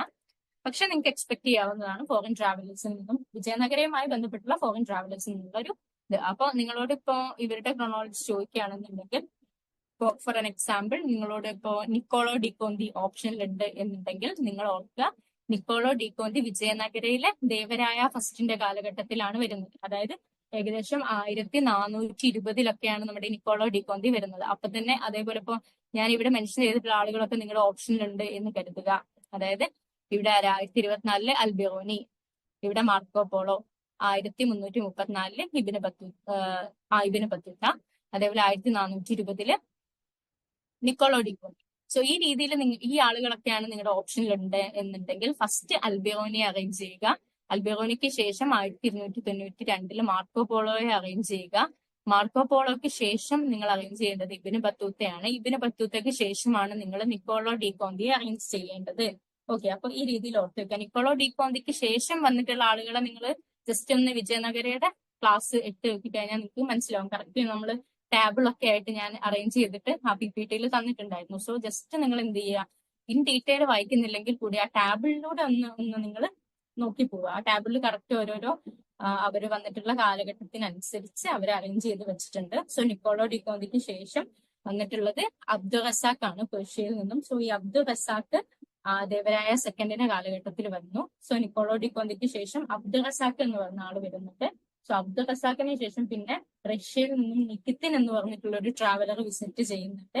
ദെൻ വാർത്തേമ, ബർബോസ, ഡൊമിനിഗോ പൈസ്, ഫെർണാവോ നുനീസ് എന്നൊക്കെ പറഞ്ഞു. ഇവരൊക്കെ ആരാണ്? വിജയനഗരയുമായി ബന്ധപ്പെട്ട് വരുന്ന ട്രാവലേഴ്സ് ആണ് കേട്ടോ. അപ്പൊ ഇത്ര ആളുകളൊക്കെ വിസിറ്റ് ചെയ്തിട്ടുണ്ട്. ഇതിനുശേഷം ഞാൻ നമ്മുടെ അക്ബറിന്റെ കാലഘട്ടത്തിലോട്ടൊക്കെ എത്തുന്ന സമയത്ത് ആന്റോണിയോ മൊൻസെറത്ത് എന്ന് പറഞ്ഞിട്ടുള്ള ഒരാളെ കുറിച്ച്, ഒരു പ്രീസ്റ്റിനെ കുറിച്ച് ഞാൻ മെൻഷൻ ചെയ്തിട്ടുണ്ടായിരുന്നു. പിന്നെ ഒരുപാട് ട്രാവലേഴ്സ് നമുക്ക് വരുന്നത് ആരുടെ കാലഘട്ടത്തിലാണ്? ജഹാംഗീറിന്റെ കാലഘട്ടത്തിലാണ്. പിന്നീട് ഔറംഗസീബിന്റെയും ഷാജഹാന്റെ ഒക്കെ കാലഘട്ടത്തിൽ ചില ഇമ്പോർട്ടന്റ് ട്രാവലേഴ്സും അല്ലെങ്കിൽ സ്കോളേഴ്സ് ഒക്കെ വരുന്നുണ്ട്. ഇതൊക്കെ നമ്മൾ ആ സമയത്ത് പറഞ്ഞിട്ടുണ്ടായിരുന്നു. സോ ജസ്റ്റ് ഒന്ന് ഈ ട്രാവലേഴ്സ് പറഞ്ഞപ്പോൾ നിങ്ങൾ ഈ കാര്യങ്ങൾ ജസ്റ്റ് ഒന്ന് ഓർത്ത് വെക്കുക. മാർക്കോ പോളോ, അൽബിറോനി ആരുടെ കൂടെ വന്നു? ഗസ്നിയുടെ കൂടെ വന്നു. ആൻഡ് മാർക്കോ പോളോ, ഇബിന് ബത്തൂത്തയ്ക്ക് ശേഷം ഈ ഒരു കാലഘട്ടം മുതൽ വിജയനഗരയിൽ വന്നിട്ടുള്ള ട്രാവലേഴ്സ് ആ രീതിയിലാണ് അറേഞ്ച് ചെയ്ത് പോവേണ്ടത്. ഓക്കെ, അപ്പോ അടുത്ത ക്വസ്റ്റ്യൻ നോക്കാം. Shahjahan's bulk campaign started in option A 1630, option B 1640, option C 1646, option D 1655. Okay, ഇത് PYQ ആണ്, 2024 ആണ്. അപ്പോ ആൻസർ ചെയ്തോളൂ. അറിയില്ല എന്നുണ്ടെങ്കിൽ ഗസ് ചെയ്തോളൂ.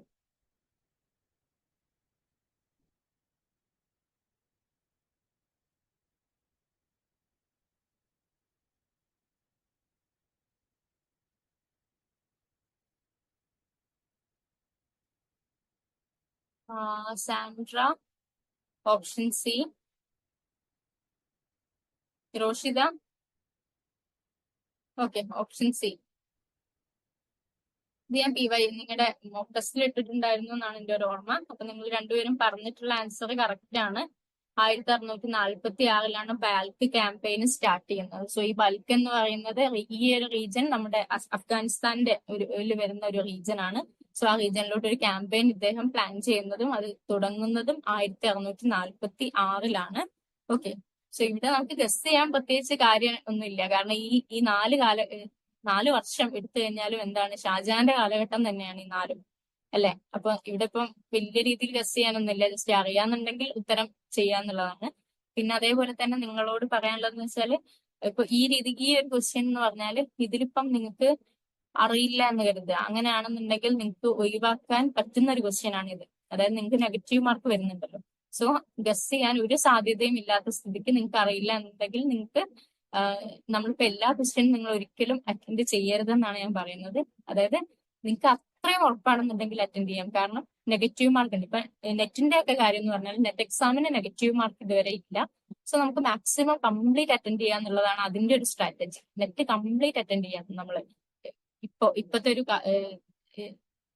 അങ്ങനെയാണ്. അതായത് ഇനി നെഗറ്റീവ് മാർക്ക് വന്നേക്കാം. പക്ഷെ ഇപ്പോഴത്തെ നമ്മുടെ ഒരു ഏറ്റവും നല്ല ബെസ്റ്റ് സ്ട്രാറ്റജി എന്ന് പറയുന്നത് കംപ്ലീറ്റ് ക്വസ്റ്റ്യൻസ് വായിക്കുക, അറ്റൻഡ് ചെയ്യുക എന്നുള്ളതാണ്. പക്ഷെ നിങ്ങളുടേത് അങ്ങനെയല്ല. നിങ്ങൾ എന്ത് ചെയ്യുക, കംപ്ലീറ്റ് അറ്റൻഡ് ചെയ്യുക എന്ന് പറഞ്ഞാൽ പോസിബിൾ അല്ല. കംപ്ലീറ്റ് അറ്റൻഡ് ചെയ്യുന്ന സമയത്ത് നിങ്ങൾക്ക് അത്ര ഉറപ്പില്ലാത്ത ക്വസ്റ്റ്യൻസ് ഒരുപാട് അറ്റൻഡ് ചെയ്ത് കഴിഞ്ഞാൽ നിങ്ങൾ സ്കോർ ചെയ്തിട്ടുള്ള മാർക്കും കൂടി കുറയുകയാണ് ചെയ്യുക. സോ അത്രയും കോൺഫിഡന്റ് ആയിട്ടുള്ളത് മാത്രം അറ്റൻഡ് ചെയ്യുക. ഓക്കെ, അപ്പൊ ബാൽക്ക് ക്യാമ്പയിന് ഷാജഹാൻ സ്റ്റാർട്ട് ചെയ്തിട്ടുള്ളത് 1646-ലാണ്. ഓക്കെ, സോ ഇത് ലീഡ് ചെയ്തിട്ടുണ്ടായിരുന്നത് അദ്ദേഹത്തിന്റെ മകൻ മുറാദാണ്. സോ ഈ മുറാദിനെ കുറിച്ച് നമ്മൾ പറഞ്ഞിട്ടുണ്ടായിരുന്നു. അതായത് ഷാജഹാന്റെ കാലഘട്ടത്തിൽ, അവസാന കാലഘട്ടത്തിൽ ചില സക്സഷൻ ബാറ്റിൽസ് ഒക്കെ നമ്മൾ പറഞ്ഞിട്ടുണ്ടായിരുന്നല്ലോ. അവസാനം എന്ത് ചെയ്യുന്ന ഔറംഗസീബാണ് പലതിലും വിജയിച്ചിട്ട്, അങ്ങനെയാണ് ഔറംഗസീബ് ഇദ്ദേഹത്തിന്റെ അടുത്ത പിൻഗാമിയായിട്ട് വരുന്നത്. അതായത് ഷാജഹാന്റെ മൂത്ത മകൻ ദാരാസിഗു ആയിരുന്നു റൂളറാവേണ്ടിയിരുന്നത്. സോ ദാരാസിഗു ഉണ്ടായിരുന്നു, മുറാദ് എന്ന് പറഞ്ഞിട്ടൊരു മകൻ ഉണ്ടായിരുന്നു, ഔറംഗസീബ് ഉണ്ടായിരുന്നു, ഷാഷുജ എന്ന് പറഞ്ഞിട്ട് മറ്റൊരു മകനും. അങ്ങനെ 4 മക്കളായിരുന്നു മെയിൻലി നമ്മുടെ ഷാജഹാൻ ഉണ്ടായിരുന്നത്. ഈ 4 മക്കളും തമ്മിൽ സക്സഷൻ ബാറ്റിൽസ് ഉണ്ടായിരുന്നു. ആൻഡ് അതിലൊക്കെ വിജയിച്ച് അവസാനം റൂളറായി വന്നിട്ടുണ്ടായിരുന്നത് ഔറംഗസീബാണ്. ഓക്കെ, സോ ദാരാസിഗു ആയിരുന്നു ഷാജഹാന്റെ മൂത്ത മകൻ, അടുത്ത റൂളർ ആവേണ്ടിയിരുന്ന ആള്. സോ അദ്ദേഹത്തിനെയും തോൽപ്പിച്ചുകൊണ്ടാണ് ഔറംഗസീബ് എന്ത് ചെയ്യുന്നത്, റൂളറായി വരുന്നത്. ഓക്കെ, സോ ഇതൊരു മാച്ച് ദ ഫോളോയിങ് ആണ്. ഇതും നിങ്ങളുടെ വീക്ക്ലി മോക്ക് ടെസ്റ്റിൽ ഞാൻ ആഡ് ചെയ്തിട്ടുള്ളതാണ്. നമുക്കൊന്ന് പറയാം. ഓക്കെ, സോ ഓപ്ഷൻ, ഈ ലിസ്റ്റ് ഞാൻ ജസ്റ്റ് ഒന്ന് ബുക്കുകൾ വായിക്കാം. ഇത് ഹിസ്റ്റോറിയോഗ്രഫിയുമായി ബന്ധപ്പെട്ട് വരുന്ന ഒരു ക്വസ്റ്റ്യൻ ആണ്. സോ ഈ ഒരു ഓപ്ഷൻ അല്ല, ഈ ഒരു എ തൊട്ട് ഞാൻ വായിക്കാം. Agrarian system of Mughal India എന്ന് പറഞ്ഞ ബുക്ക് ഏതാണ് ഓതർ എന്നുള്ളത് നിങ്ങൾ ഇവിടുന്ന് മനസ്സിലാക്കുക. ഞാൻ parties and politics at Mughal court. C, Mughal nobility under Aurangzeb. D, historians and historiography during the reign of Akbar. Okay, അപ്പുറത്ത് നമുക്ക് ഓതേഴ്സ് ഉണ്ട്. ഹർബൻസ് മുഖ്യ, അത്തർ അലി, അതേപോലെ ഇർഫാൻ ഹബീബും ദെൻ സതീഷ് ചന്ദ്രയും ഉണ്ട്. ഓക്കെ, അപ്പൊ നിങ്ങൾ അറിയുന്ന രീതിയിൽ ഇതൊന്ന് അറേഞ്ച് ചെയ്യാൻ ശ്രമിക്കും.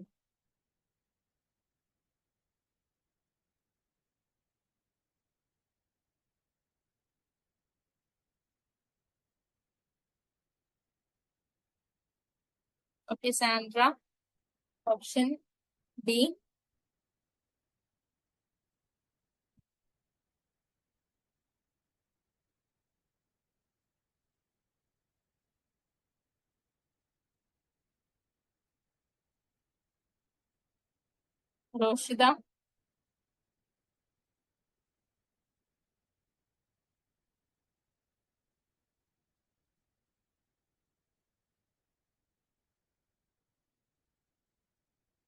റോഷിദ, റെസ്പോണ്ട് ചെയ്യൂ.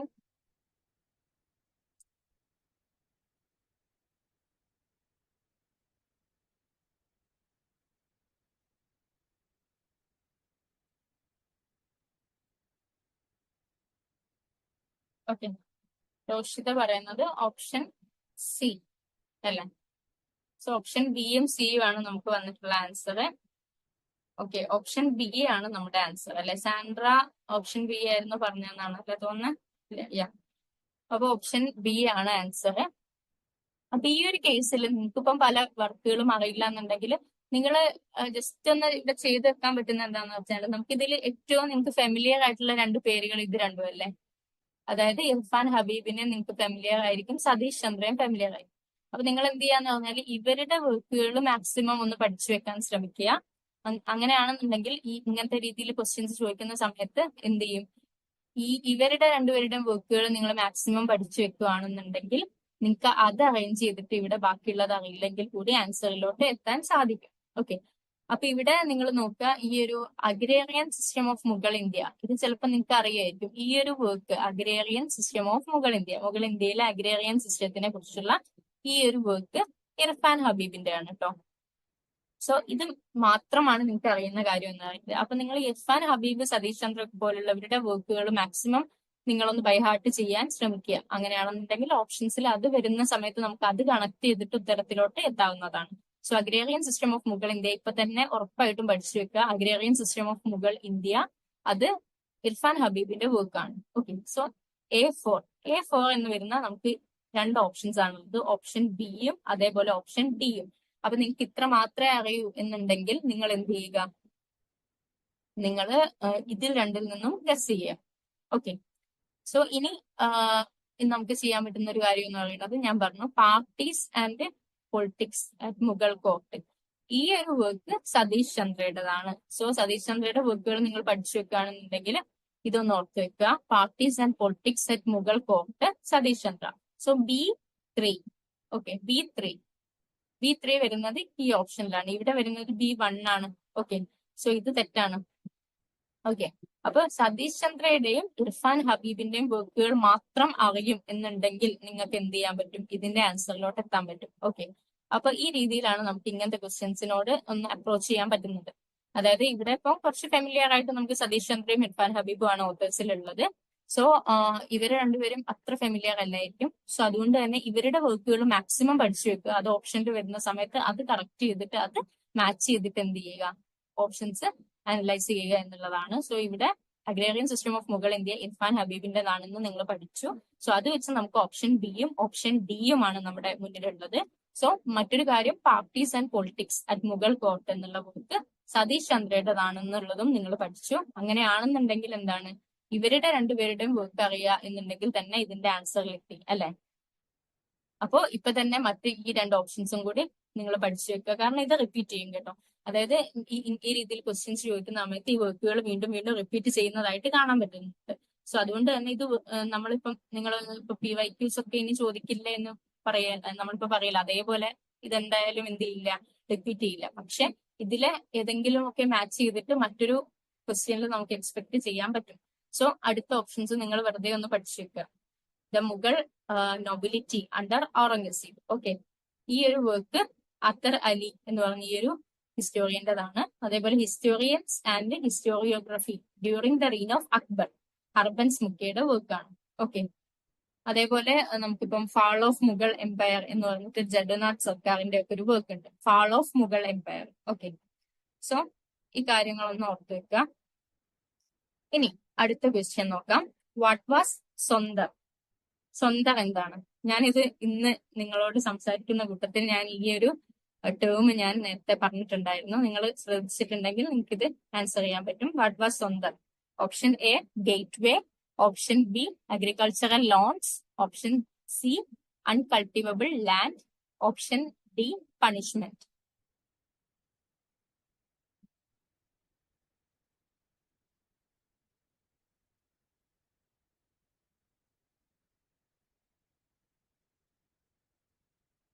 സ്വന്തം എന്ന് പറയുന്നത് എന്താണെന്നാണ് ചോദ്യം. അത് ഗേറ്റ് വേക്ക് പറയുന്ന പേരാണോ, ലോണിന് പറയുന്ന പേരാണോ, അല്ലെങ്കിൽ കൃഷിയൊന്നും ചെയ്യാതെ അൺകൾട്ടിവബിൾ ആയിട്ട് കിടക്കുന്ന ലാൻഡിന് പറയുന്ന പേരാണോ, അല്ലെങ്കിൽ നമ്മുടെ മിഡീവൽ പീരീഡിൽ സ്റ്റേറ്റ് കൊടുക്കുന്ന ഏതെങ്കിലും പണിഷ്മെന്റിനാണോ നമ്മൾ സ്വന്തം എന്ന് പറയുന്നത് എന്നാണ് ചോദ്യം.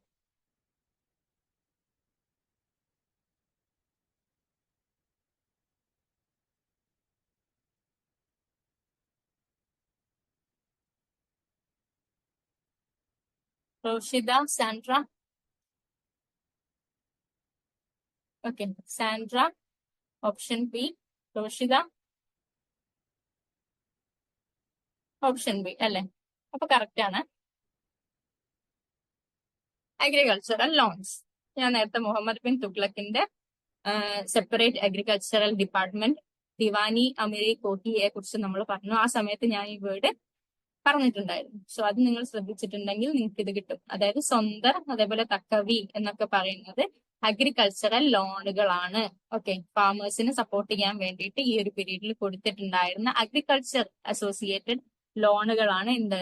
സ്വന്തം, അതേപോലെ തക്കവി എന്നൊക്കെ പറയുന്നത് ലോണുകളാണ്. ഓക്കെ, ഗേറ്റ് വേക്ക് നമ്മൾ മെയിൻലി ദർവാസ എന്ന് പറയുന്നതാണ് ഗേറ്റ് വേക്ക് യൂസ് ചെയ്യുന്ന വേർഡ്. ഓക്കെ, അപ്പൊ അതും ഒന്ന് ഓർത്ത് വെക്കാം. പിന്നെ അതേപോലെ അൺകൾട്ടിവബിൾ ലാൻഡും പണിഷ്മെന്റുമാണ് ഇവിടെ വേറെ ആയിട്ട് വരുന്നത്. സോ ഇവിടെ ലാൻഡിന്റെ കാര്യം പറയുന്ന സമയത്ത് ഒരു കാര്യം ഞാൻ മെൻഷൻ ചെയ്തോട്ടെ. നിങ്ങളുടെ ക്ലാസ് എടുത്ത സമയത്ത് ഞാൻ പറഞ്ഞിട്ടുണ്ടായിരുന്നില്ല, നമുക്ക് അത്ര ഉള്ളൊരു സമയമേ ഉള്ളൂ. അപ്പൊ എന്താന്ന് വെച്ചാല് മെയിൻലി നമുക്ക് ഈ ഒരു സമയത്തുള്ള ലാൻഡുകളെ 4 ആയിട്ട് തിരിച്ചതായിട്ട് കാണുന്നുണ്ട്. സോ 4 ലാൻഡുകൾ എന്ന് പറയുന്നത് കൊലാജ്, പരൗട്ടി, ചച്ചർ, പഞ്ചർ എന്ന് പറഞ്ഞിട്ട് 4 ടൈപ്പ് ഓഫ് ലാൻഡുകളായിട്ട് നമ്മൾ മുഗൾ എംപയറിലുള്ള ലാൻഡുകളെ തിരിച്ചിട്ടുണ്ട്. ഓക്കെ, ഈ 4 ലാൻഡുകൾ എന്ന് പറയുന്നത് ഫസ്റ്റ് കാറ്റഗറി പൊലാജ് ആണ്. ഓക്കെ, പൊലാജ് എന്ന് പറയുന്നത് എല്ലാ വർഷവും കറക്റ്റ് ആയിട്ട് കൾട്ടിവേഷൻ നടത്തുന്ന, ഒരു സമയവും തീരെ കൾട്ടിവേഷൻ ഒന്നും നടക്കാതെ ഒഴിച്ചിടാതെ, ഓക്കെ, അതായത് എല്ലാ സമയവും കൾട്ടിവേഷൻ നടന്നുകൊണ്ടിരിക്കുന്നു, ഒരു സമയം അത് വെറുതെ ആ നിലം കിടക്കുന്നില്ല, അത്രയും ഫെർട്ടൈൽ ആയിട്ടുള്ള എപ്പോഴും കൃഷി ചെയ്തുകൊണ്ടേയിരിക്കുന്ന ലാൻഡിനെയാണ് നമ്മൾ പൊലാജ് എന്ന് പറയുന്നത്. ഓക്കെ, ആൻഡ് സെക്കൻഡ് ടൈപ്പ് എന്ന് പറയുന്നത് പരൌട്ടിയാണ്. പരൌട്ടി ലാൻഡ് എന്ന് പറയുന്നത് അവിടെ കൾട്ടിവേഷൻ നടക്കും, പക്ഷെ ചില സമയത്ത് അത് എന്ത് ചെയ്യും, കൾട്ടിവേഷൻ ഒന്നും നടക്കാതെ വളരെ കുറഞ്ഞ സമയം ആ ഒരു സോയില്, ആ ഒരു മണ്ണ് അതിന്റെ ശക്തി, സ്ട്രെങ്ത് വീണ്ടെടുക്കുന്ന വരെ ആ സ്ഥലം എന്ത് ചെയ്യും, നമ്മൾ കൾട്ടിവേഷൻ ഒന്നും ചെയ്യാതെ വളരെ കുറച്ച് കാലഘട്ടം നമ്മൾ എന്ത് ചെയ്യും, ആ ലാൻഡ് അങ്ങനെ ലൈക്ക് അൺകൾട്ടിവബിൾ ആയിട്ട് വെക്കും. സോ ആ കൈൻഡ് ഓഫ് ലാൻഡിനെയാണ് നമ്മൾ പരൌട്ടി എന്ന് പറയുന്നത്. ഓക്കെ, അപ്പൊ ഡിഫറൻസ് മനസ്സിലാക്കുക. പൊലാജ് എന്ന് പറയുന്നത് എല്ലാ സമയവും കൾട്ടിവേഷൻ നടക്കുന്ന ലാൻഡാണ്. പരൌട്ടി എന്ന് പറയുന്നത് കൾട്ടിവേഷൻ നടത്താറുണ്ട്, പക്ഷെ ചില സമയത്ത് വളരെ കുറഞ്ഞ സമയം എന്ത് ചെയ്യും, ഒരു 6 മാസത്തോളോ അങ്ങനെ വളരെ കുറഞ്ഞൊരു സമയം അത് കൃഷിയൊന്നും ചെയ്യാതെ വെറുതെ പിന്നെ എന്ത് ചെയ്യും, പിന്നെ ഒരു കുറഞ്ഞ കാലത്തിന് ശേഷം അവർ വീണ്ടും അവിടെ കൃഷി ചെയ്യും. അതാണ് പരൌട്ടി ലാൻഡ്. ആൻഡ് ചച്ചർ എന്ന് പറയുന്ന ലാൻഡ് ഒരു 3 മുതൽ 4 വർഷം വരെ നമ്മൾ അത് കൃഷിയൊന്നും ചെയ്യാതെ വെറുതെ അൺകൾട്ടിവബിൾ ആയിട്ട് ഇടുവാണെന്നുണ്ടെങ്കിൽ അതിനെ നമ്മൾ ചച്ചർ എന്ന് പറയും, ചച്ചർ ലാൻഡ് എന്ന് പറയും. ദെൻ ഫോർത്ത് കാറ്റഗറിയാണ് ബഞ്ചർ എന്ന് പറയുന്നത്. ബഞ്ചർ എന്ന് പറയുന്ന ലാൻഡ് 5 വർഷത്തിലധികം കാലഘട്ടം അത് നമ്മൾ അൺകൾട്ടിവബിൾ ആക്കി വെക്കുകയാണെന്നുണ്ടെങ്കിൽ അതിനെ നമ്മൾ ബഞ്ചർ എന്ന് പറയും. ഓക്കെ, അപ്പൊ ഈ ഒരു 4 കൈൻഡ് ഓഫ് ലാൻഡുകൾ നിങ്ങൾ ജസ്റ്റ് ഒന്ന് ഓർത്ത് വെക്കുക. നിങ്ങളുടെ PYQസിലൊന്നും ഇത് അങ്ങനെ കണ്ടിട്ടില്ല, പക്ഷെ ജസ്റ്റ് ഒന്ന് ഓർത്ത് വെക്കുക, ഞാൻ ക്ലാസ്സിൽ പറഞ്ഞിട്ടുമില്ല. അപ്പൊ 4 കൈൻഡ് ഓഫ് ലാൻഡുകൾ നമുക്ക് ഉണ്ട് ഈ പീരീഡില്. അതില് പൊലാജ്, പരൌട്ടി, ചച്ചർ ആൻഡ് ബഞ്ചർ. പൊലാജ് എന്ന് പറയുന്നത് ഏത് സമയം, എല്ലാ സമയത്തും കൃഷി ചെയ്തുകൊണ്ടിരിക്കുന്ന ലാൻഡാണ് പൊലാജ്. ആൻഡ് പരൌട്ടി എന്ന് പറയുന്നത് വളരെ കുറഞ്ഞ കാലഘട്ടം കൃഷി ചെയ്യാതെ വെറുതെ ഇടുന്ന ഒരു ലാൻഡാണ്. ആൻഡ് ചച്ചർ എന്ന് പറയുന്നത് 3 മുതൽ 4 വർഷം വരെ കൃഷി ചെയ്യാതെ ഇടും, പിന്നീട് കൃഷി ചെയ്യും. ആ രീതിയിലുള്ള ലാൻഡുകളാണ് ചച്ചർ എന്ന് പറയുന്നത്. ആൻഡ് ഫോർത്ത് കാറ്റഗറി ബഞ്ചർ എന്ന് പറയുന്നത് 5 വർഷത്തിൽ അധികം കാലഘട്ടം അൺകൾട്ടിവബിൾ ആക്കി വെക്കുന്ന ലാൻഡാണ് നമ്മൾ ഈ ബഞ്ചർ എന്ന് പറയുന്നത്. ഓക്കെ, സോ ഈ കാര്യങ്ങളും നിങ്ങൾ ജസ്റ്റ് ഒന്ന് ഓർത്ത് വെക്കാം. ഇനി നമുക്ക് അടുത്ത ക്വസ്റ്റ്യനിലോട്ട് പോവാം. സോ ഈ സ്വന്തം ഞാൻ പറഞ്ഞു അഗ്രികൾച്ചർ പ്രൊമോട്ട് ചെയ്യാൻ വേണ്ടിയിട്ടുള്ള ഒരു കൈൻഡ് ഓഫ് ലാൻഡ്, ഒരു കൈൻഡ് ഓഫ് അഗ്രികൾച്ചറൽ ലോൺ ആണ്. ഈ ലോണ് മെയിൻലി എന്തിനൊക്കെ കൊടുക്കും, ഇറിഗേഷൻ അസോസിയേറ്റഡ് കാര്യങ്ങൾക്ക്, കിണർ കുഴിക്കാനും അതേപോലെ സീഡുകൾ വാങ്ങാനും, അങ്ങനെ പല അഗ്രികൾച്ചറിനെ സപ്പോർട്ട് ചെയ്യുന്ന രീതിയിലുള്ള ഒരു കൈൻഡ് ഓഫ് ലോൺ ആണ് നമ്മൾ ഈ പറയുന്ന സ്വന്തം എന്ന് പറയുന്നത്. Okay, so next question, who send Kashmiri shawl as a present to the Chinese emperor? Option A, Alauddin Khilji. Option B, Muhammad bin Tughlaq. Option C, Firoz Shah Tughlaq. And option D is Balban. ഏത് താഴെ പറഞ്ഞിരിക്കുന്നതിൽ ഏത് Delhi sultanate ruler ആണ് Chinese എംപറർക്ക് Kashmiri shawl gift ആയിട്ട് കൊടുത്തിട്ടുള്ളത് എന്നാണ് ചോദ്യം.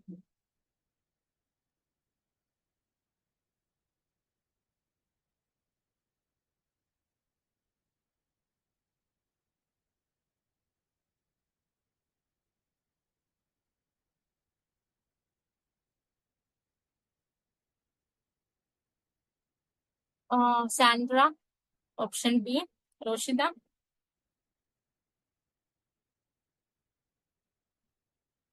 റോഷിദ പറയുന്ന ഓപ്ഷൻ സി ആണെന്നാണ്. സോ ഇവിടെ ആൻസർ സാൻഡ്ര പറഞ്ഞിട്ടുള്ളതാണ് കേട്ടോ correct, option B.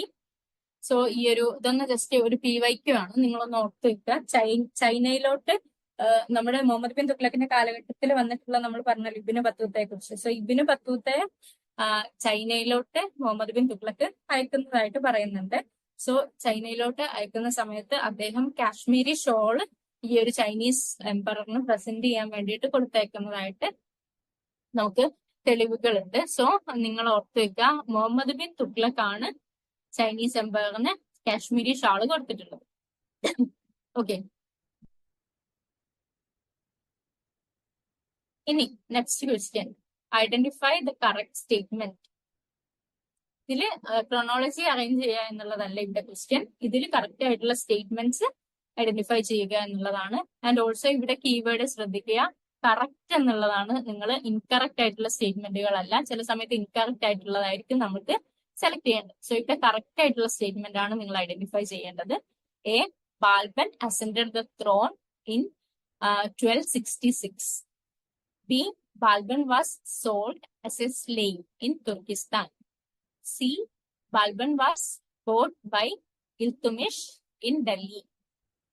D, Balban was a Chahalgani Turk. ഇതില് നിങ്ങൾ നോക്കുക ഏതൊക്കെ സ്റ്റേറ്റ്മെന്റ്സ് ആണ് റെഡി ആയിട്ടുള്ളത്, കറക്റ്റ് ആയിട്ടുള്ളത് എന്നുള്ളത്.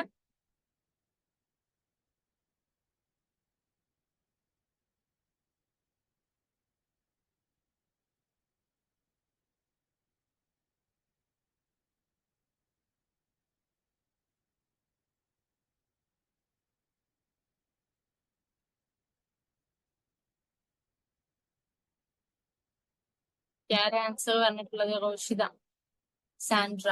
ഓക്കെ, അപ്പൊ റോഷിത ഓപ്ഷൻ സിയും സാൻഡ്ര ഓപ്ഷൻ അല്ല, റോഷിത റെസ്പോണ്ട് ചെയ്തിട്ടില്ലല്ലോ.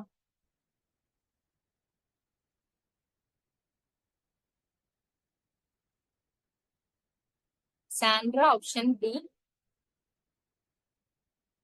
Roshitha Roshitha option B. രണ്ടുപേര് പറഞ്ഞിട്ടുള്ളതും കറക്റ്റ് അല്ല. ഓക്കെ, ഓപ്ഷൻ സി ആണ് കേട്ടോ ഇവിടെ ആൻസർ. ഓക്കെ, അപ്പൊ നമുക്കിത് നോക്കാം. ബാൽബൺ അധികാരത്തിലോട്ട് വരുന്നത് 1266 ഇത് കറക്റ്റ് സ്റ്റേറ്റ്മെന്റ് ആണ്. ബാൽബന്റെ കാലഘട്ടം വരുന്നത് നമ്മൾ ആ സമയത്ത് ഡിസ്കസ് ചെയ്തിട്ടുണ്ടായിരുന്നു. അതായത് നമ്മുടെ ഫൗണ്ടർ ആയിട്ടുള്ള ഡൽഹി സൽത്താനേറ്റിന്റെ ഫൗണ്ടർ ആയിട്ടുള്ള കുത്തുബുദ്ദീൻ ഐബക്ക്. ഐബക്കിന് ശേഷം അദ്ദേഹത്തിന്, ഇതിപ്പോ നമ്മൾ ഡൽഹി സൽത്താനേറ്റിലെ സ്ലേവ് ഡൈനാസ്റ്റിയിലാണല്ലോ ബാൽബൺ ഒക്കെ വരുന്നത്. അതുകൊണ്ട് തന്നെ നിങ്ങൾ ഓർക്കുക, ഐബക് വാസ് എ സ്ലേവ്. അതേപോലെ ഇൽത്തുമിഷ് ഒരു സ്ലേവ് ആയിരുന്നു, ബാൽബനും സ്ലേവ് ആയിരുന്നു. ഇതിന്റെ ഇടയിൽ വരുന്ന റസിയ സുൽത്താൻ എന്ന് പറഞ്ഞൊരു ഫീമെയിൽ റൂളർ, അവര് സ്ലേവ് ആയിരുന്നില്ല, അവര് ഇൽത്തുമിഷിന്റെ മകളായിരുന്നു. ഓക്കെ, അപ്പൊ പല റൂളേഴ്സും തൊട്ട് മുൻപുള്ള റൂളറിന്റെ സ്ലേവ് ആയിരുന്നു. സോ അങ്ങനെയാണ് ഈ ഒരു ഡൈനാസ്റ്റിക്ക് നമ്മൾ സ്ലേവ് ഡൈനാസ്റ്റി എന്നൊക്കെ വിളിക്കുന്നത്. ഡൽഹി സുൽത്താനേറ്റിൽ വരുന്ന ഫസ്റ്റ് ഡൈനാസ്റ്റിയാണ് slave dynasty, or Ilbari or Mamluk dynasty എന്നൊക്കെ നമ്മൾ വിളിക്കുന്ന ഈ ഒരു ഡൈനാസ്റ്റി. സോ ഐബക്ക് വന്നു, ഐബക്കിന് ശേഷം ഇൽത്തുമിഷ് വന്നു. ഇൽത്തുമിഷ് 1236 വരെ ഭരിച്ചു. പിന്നീടുള്ള 4 വർഷം ഇൽത്തുമിഷിന്റെ മകൾ റസിയ സുൽത്താനയായിരുന്നു പിന്നീട് ഈ ഒരു എംപയർ ഭരിച്ചിട്ടുണ്ടായിരുന്നത്. ഇൽത്തുമിഷ് തന്നെയാണ് റസിയ സുൽത്താനെ ഭരണത്തിലോട്ട്, അതായത് അദ്ദേഹത്തിന്റെ പിൻഗാമിയായി വെച്ചിട്ടുള്ളത്. ഓക്കെ, സോ ഈ ഒരു റസിയ സുൽത്താന 1240 വരെയാണ് ഭരിച്ചിട്ടുള്ളത്. ഇവരുടെ ഈ ഒരു കാലഘട്ടത്തിന് ശേഷം ഒരുപാട് റൂളേഴ്സ് ചെറിയ ചെറിയ കാലഘട്ടത്തിലായിട്ട് ഭരിക്കുന്നുണ്ട്. പിന്നീട് നമ്മൾ പറയുന്ന നസീറുദ്ദീൻ മഹ്മൂദ് എന്നൊക്കെ പറഞ്ഞിട്ടുള്ള ഒരു റൂളർ വരുന്നുണ്ട്. സോ ഈ നസീറുദ്ദീൻ മഹ്മൂദാണ് പിന്നീട് കുറച്ചു കാലമെങ്കിലും എന്ത് ചെയ്യുന്നത്, ഈ ഒരു റസിയ സുൽത്താനയ്ക്ക് ശേഷം ഭരിക്കുന്നത്. സോ ഈ നസീറുദ്ദീൻ മഹ്മൂദിന്റെ ഒരു ഡെപ്യൂട്ടി ആയിട്ട് സേവനം അനുഷ്ഠിച്ചിരുന്ന ഒരു ആളായിരുന്നു ഈ ബാൽബൺ എന്ന് പറയുന്നത്. ബാൽബണ് ഇൽത്തുമിഷിന്റെ സ്ലേവ് ആയിരുന്നു. ഓക്കെ, സോ ഈ ബാൽബണ് ഇൽത്തുമിഷ് പർച്ചേസ് ചെയ്യുന്നത് ഡൽഹിയിൽ വെച്ചിട്ടാണ് കേട്ടോ. അപ്പോ ഇവിടെ ഉണ്ട് Balban was bought by Iltutmish, correct ആണ്, ഡൽഹിയിൽ വെച്ചിട്ടുമാണ്. അപ്പൊ ഈ ഒരു സ്റ്റേറ്റ്മെന്റും എന്താണ്, ശരിയാണ്. ഓക്കെ, ദെൻ ഇൽത്തുമിഷ് ഒരു ചിഹൽഗാനി ടർക്ക് എന്ന് പറഞ്ഞിട്ട്, അല്ലെങ്കിൽ ദ 40 എന്നൊക്കെ നമ്മൾ പറയുന്ന ഒരു എന്താണ്, ഈ ഒരു നോബിൾസിന്റെ ഒരു ഗ്രൂപ്പ് അദ്ദേഹം ഫോം ചെയ്തിട്ടുണ്ടായിരുന്നു. ചെഹൽഗാനി എന്നൊക്കെ പറയുന്ന ഒരു ഗ്രൂപ്പ് ഓഫ് നോബിൾസിന്റെ അടുത്ത് അദ്ദേഹം ഇൽത്തുമിഷ് ക്രിയേറ്റ് ചെയ്തിട്ടുണ്ടായിരുന്നു. ആൻഡ് അതിലെ ഒരു മെമ്പർ ആയിരുന്നു നമ്മുടെ ബാൽബൺ. ഓക്കെ, പിന്നീട് ബാൽബൺ അധികാരത്തിൽ വന്നതിന് ശേഷമാണ് ഈ ഒരു 40 എന്നൊക്കെ അറിയപ്പെടുന്ന ഈ ഒരു നോബിൾസിനെ, അതിന്റെ ആ ഒരു ഗ്രൂപ്പിനെ അദ്ദേഹം ഡിസോൾവ് ചെയ്ത് വിടുന്നത് Balban. So Balban was it self, അദ്ദേഹം എന്തായിരുന്നു, ഈ ഒരു ഗ്രൂപ്പിൽ ഒരു അംഗമായിരുന്നു എന്നുള്ളത് ഓർത്ത് വെക്കുക. സോ ഈ ഒരു സ്റ്റേറ്റ്മെന്റും കറക്റ്റ് ആണ്. ഇവിടെ റോങ് ആയിട്ട് വരുന്ന സ്റ്റേറ്റ്മെന്റ് എന്ന് പറയുന്നത് ഇത് മാത്രമാണ്. ഓപ്ഷൻ അല്ല, ഈ ഒരു ബി സ്റ്റേറ്റ്മെന്റ് മാത്രമാണ്, സെക്കൻഡ് സ്റ്റേറ്റ്മെന്റ് മാത്രമാണ് ഇവിടെ കറക്റ്റ് അല്ലാതെ വരുന്നത്. സോ 1266 മുൻപ് നസീറുദ്ദീൻ മഹ്മൂദ് ഭരിക്കുന്ന കാലഘട്ടത്തിലും എന്തായിരുന്നു, ബാൽബന്റെ നല്ല ഇൻഫ്ലുവൻസ് സ്റ്റേറ്റിൽ ഉണ്ടായിരുന്നു കേട്ടോ. പക്ഷെ ബാൽബൺ റൂളർ ആയിട്ടില്ല. ബാൽബൺ ഒഫീഷ്യലി റൂളർ ആവുന്നത് 1266 പക്ഷെ അതിനു മുമ്പ് അദ്ദേഹം ചെറിയ രീതിയിൽ ലൈക്ക് അദ്ദേഹം ത്തിന്റെ ഒരു ഇൻഫ്ലുവൻസ് സ്റ്റേറ്റിൽ ഉണ്ട് എന്നുള്ളത് ഓർത്ത് വെക്കുക. പിന്നീട് 1266 ബാൽബൺ റൂളറായിട്ട് ഒഫീഷ്യലി വരുന്നത്. സോ ആ സ്റ്റേറ്റ്മെന്റ് കറക്റ്റ് ആണ്. ആൻഡ് അദ്ദേഹത്തിനെ പർച്ചേസ് ചെയ്യുന്നത് ബാൽബന്റെ തൊട്ട് മുൻപേ വന്നിട്ടുള്ള ഈ ഒരു നസീറുദ്ദീൻ മഹമ്മൂദ് എന്ന് പറഞ്ഞിട്ടുള്ള ആ ഒരു റൂളർ അല്ല, മറിച്ച് നമ്മുടെ ഇൽത്തുമിഷിന്റെ ഒരു സ്ലേവ് ആയിരുന്നു ബാൽബൺ എന്നുള്ളത് ഓർക്കുക. ഇൽത്തുമിഷ് ആണ് ബാൽബനെ വാങ്ങിക്കുന്നത്, പർച്ചേസ് ചെയ്യുന്നത്. ഫ്രം ഡൽഹിയിൽ നിന്നാണ് വാങ്ങുന്നത്. സോ ആ സ്റ്റേറ്റ്മെന്റും കറക്റ്റ് ആണ്. ആൻഡ് അദ്ദേഹം ചിഹൽഗാനി ടർക്കിലെ ഒരു മെമ്പർ ആയിരുന്നു എന്നുള്ളതും കറക്റ്റ് ആണ്. സോ ACD വരുന്നത് ഓപ്ഷൻ C ആണ്. സോ ഇതാണ് കറക്റ്റ്. ആൻഡ് ഇവിടെ Balban was sold as a slave in Turkistan. So ഈ ഒരു സ്റ്റേറ്റ്മെന്റ് തെറ്റാണ്. അതായത് ബാൽബനെ ഒരു സ്ലേവ് ആയിട്ട് ആദ്യം വിൽക്കപ്പെടുന്നത് ഒരു സൂഫി സെയിന്റിനാണെന്നാണ് പറയപ്പെടുന്നത്. സോ അദ്ദേഹം ബാൽബനെ വാങ്ങുന്നത് തുർക്കിസ്ഥാനിൽ നിന്നുമല്ല, മറിച്ച് ഗസ്നിയിൽ നിന്നാണെന്നാണ് പറയപ്പെടുന്നത്. ഓക്കെ, സോ ബാൽബൺ മംഗോൾസ് ആണ് ബാൽബനെ ചെറുപ്പ കാലഘട്ടത്തിൽ ക്യാപ്ചർ ചെയ്യുന്നത്. ആൻഡ് ഇവരുടെ കയ്യിൽ നിന്നും ഒരുപാട് മോശാനുഭവങ്ങളൊക്കെ ബാൽബൻ ഉണ്ടാകുന്നതായിട്ടൊക്കെ പറയപ്പെടുന്നുണ്ട്. ആൻഡ് അദ്ദേഹത്തിന് ഖ്വാജ ജമാലുദ്ദീൻ ബസ്രിക്ക് വിൽക്കപ്പെടുന്നു ബാൽബനെ ഗസ്നിയിൽ വെച്ചിട്ട്. പിന്നീട് ഈ ഒരു സൂഫിയാണ് എന്ത് ചെയ്യുന്നത്, ബാൽബനെ ഡൽഹിയിലോട്ട് കൊണ്ടുവരുന്നത് 1232 ആൻഡ് 1232 ഡൽഹിയിലോട്ട് എന്ത് ചെയ്യുന്നു, ഈ ഒരു സൂഫി അദ്ദേഹത്തിനെ കൊണ്ടുവരുന്നു. ആൻഡ് ഡൽഹിയിൽ വെച്ചിട്ടാണ് ഇൽത്തുമിഷ് പർച്ചേസ് ചെയ്യുന്നത് ബാൽബനെ. ഓക്കെ, അപ്പൊ അത്രയും കാര്യങ്ങൾ നിങ്ങൾ ഓർത്തു വെക്കുക. പിന്നെ ഞാൻ പറഞ്ഞു ബാൽബൺ ഈ കാലഘട്ടത്തിൽ ഭരണത്തിൽ വന്നു. ആൻഡ് അദ്ദേഹം 1287 അല്ലെങ്കിൽ 1288 വരെയുള്ള കാലഘട്ടമാണ് ബാൽബൻ ഭരിച്ചിട്ടുള്ളത്. ആൻഡ് ബാൽബന് ശേഷം അദ്ദേഹത്തിന്റെ സക്സസേഴ്സ് ഒന്നും അത്ര സ്ട്രോങ് ആയിരുന്നില്ല. കൈക്കൂബാദ്, കയ്യൂമർ എന്നൊക്കെ പറഞ്ഞിട്ട് വേറെ അദ്ദേഹത്തിന് സക്സസേഴ്സ് വരുന്നുണ്ട്. സോ ഇത്തരം കാര്യങ്ങളൊന്നും ഓർത്തു വെക്കുക. ഇനി അടുത്തത് ഒരു മാച്ച് ദ ഫോളോയിങ് ആണ്. ആൻഡ് ഈ സൈഡിൽ ലിസ്റ്റ് 1 ആയിട്ട് നമുക്ക് പറയാനുള്ളത് കുറച്ച് പോയിന്റ്സ് ആണല്ലേ. Rupiya, dam, ashrafi, adhela. Then list 2 gold coin, silver coin, half dam, copper coin.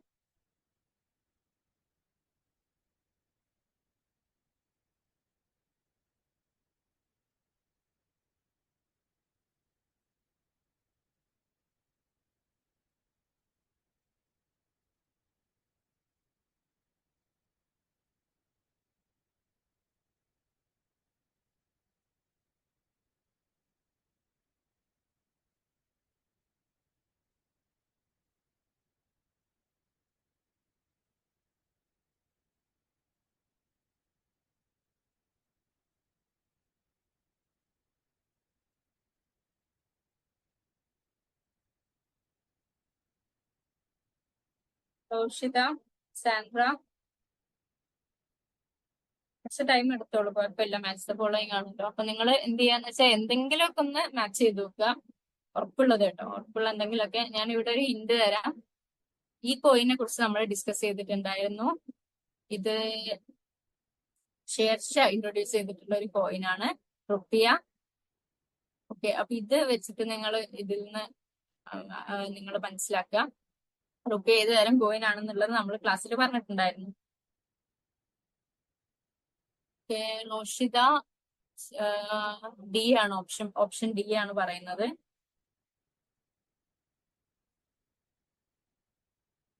Sandra option B ആണ്. ഓക്കെ, സോ ഇവിടെ സാൻഡ്ര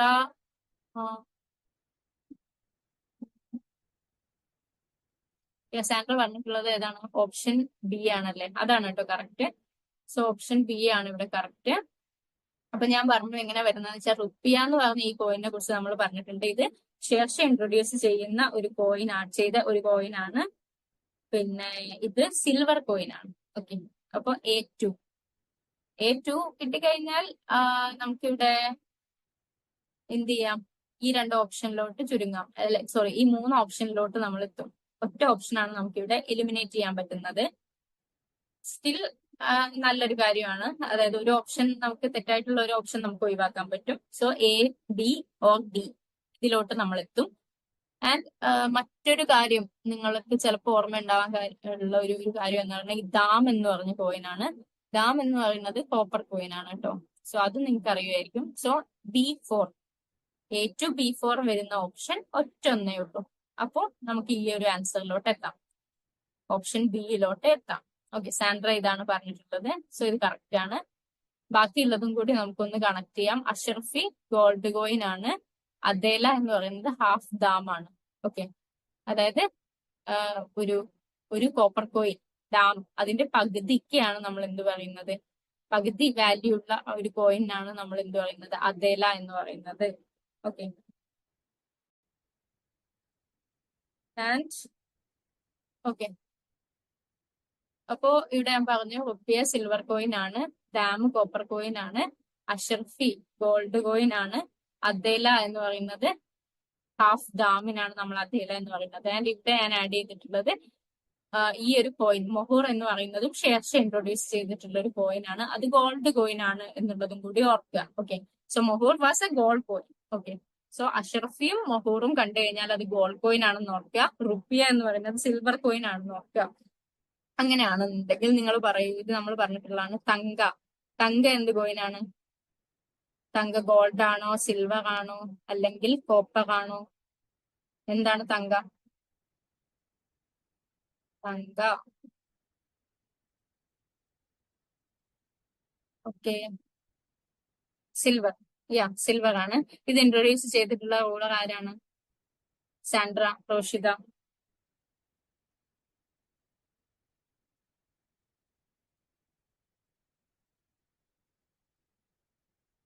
അതെ, ഇൽത്തുമിഷ് ആണ് അല്ലെ. Okay, good.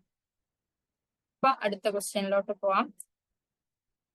ഇതും ഞാൻ നിങ്ങൾക്ക് ഇട്ടിട്ടുണ്ടെന്നാണ് എന്റെ ഓർമ്മ, അതായത് മോക്ക് ടെസ്റ്റിൽ നിങ്ങൾക്ക് ആഡ് ചെയ്തിട്ടുണ്ടെന്നാണ് ഓർമ്മ. So match the following. List 1 Abdullah, B Badauni, and C Ziauddin Barani, and D is Sidzi. List 2 Tariki Firoshai, Tariki Daudi, Muntakabul Tawarik, Muntakabul Tawarik, Fuwaud Al Fuad. ഇതൊന്ന് അറേഞ്ച് ചെയ്തേ.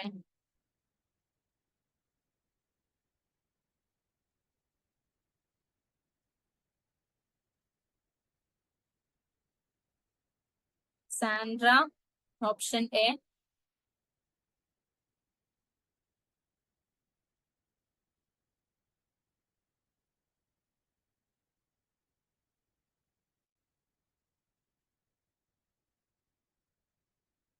Okay, Roshida option B. അപ്പൊ നമുക്ക് നോക്കാം. ഇവിടെ option A ആണ് കേട്ടോ correct ആയിട്ടുള്ളത്. അതായത് ഫസ്റ്റ് ഓപ്ഷൻ ഇതാണ് കറക്റ്റ്. സാൻഡ്ര പറഞ്ഞതാണ് കറക്റ്റ്. എങ്ങനെയാണ് വരുന്നതെന്ന് നോക്കാം. റോഷിദ എങ്ങനെയാ ഇത് അറേഞ്ച് ചെയ്യാന്നുള്ളത് നോക്കാം. അപ്പൊ സിയാവുദ്ദീൻ ബറാനിയെ കുറിച്ച് നമ്മൾ പറഞ്ഞിട്ടുണ്ട് അല്ലെ. സിയാവുദ്ദീൻ ബറാനി വരുന്നത് നമ്മുടെ മുഹമ്മദ് ബിൻ തുഗ്ലക്കിന്റെയും അതേപോലെ തന്നെ അദ്ദേഹത്തിന്റെ സക്സസർ ആയിട്ടുള്ള ഫിറോസ് ഷാ തുഗ്ലക്കിന്റെയും കാലഘട്ടത്തിലാണ് ആക്റ്റീവ് ആയിട്ട് വരുന്നത് ഈ ഒരു ബറാനി, അല്ലെങ്കിൽ സിയാവുദ്ദീൻ ബറാനി എന്നൊക്കെ പറയുന്ന ഈ ഒരാള് വരുന്നത്. ഇദ്ദേഹം നമ്മുടെ അലാവുദ്ദീൻ ഖിൽജിയുടെ മാർക്കറ്റ് റിഫോമിനെ കുറിച്ചൊക്കെ നല്ല രീതിയിലുള്ള കമന്റ്സ് ഒക്കെ പറഞ്ഞിട്ടുണ്ട്. പക്ഷെ അത് കണ്ടിട്ട് നിങ്ങൾ ഒരിക്കലും അലാവുദ്ദീൻ ഖിൽജിയുടെ കാലഘട്ടത്തിൽ ആണ് അദ്ദേഹത്തിന്റെ ഒരു മെയിൻ പീരീഡ് എന്നുള്ള രീതിയിൽ ഓർക്കരുത്. സിയാവുദ്ദീൻ ബറാനി മെയിൻലി വന്നിട്ടുണ്ടായിരുന്നത് മുഹമ്മദ് ബിൻ തുഗ്ലക്കിന്റെയും അതേപോലെ തന്നെ ഫിറോസ് ഷാ തുഗ്ലക്കിന്റെയും ഒരു കാലഘട്ടത്തിലാണ് ഈ ഒരു ഹിസ്റ്റോറിയൻ വന്നിട്ടുള്ളത് എന്നുള്ളത് ഓർക്കുക. ഓക്കെ, സോ ബറാനി ആ രീതിയിൽ നിങ്ങൾ ഓർക്കുന്ന സമയത്ത് ഇവിടെ നോക്കുക.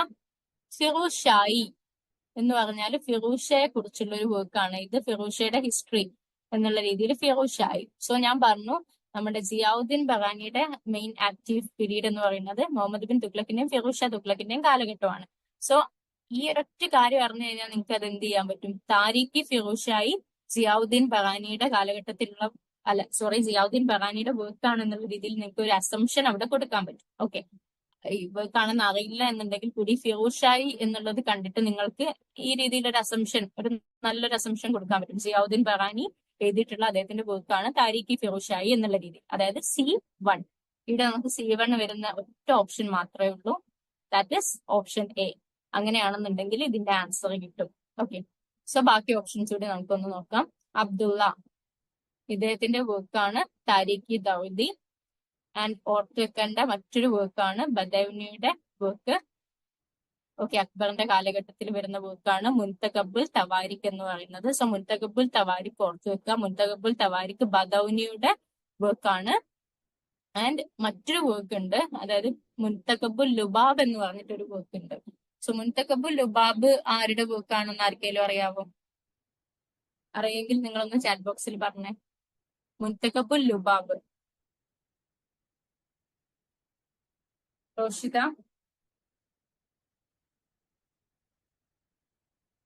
സാൻഡ്ര,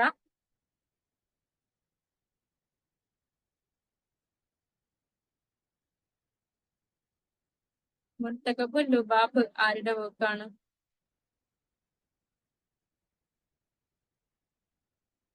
ഗസ് ചെയ്തോളൂ അറിയില്ല എന്നുണ്ടെങ്കിൽ.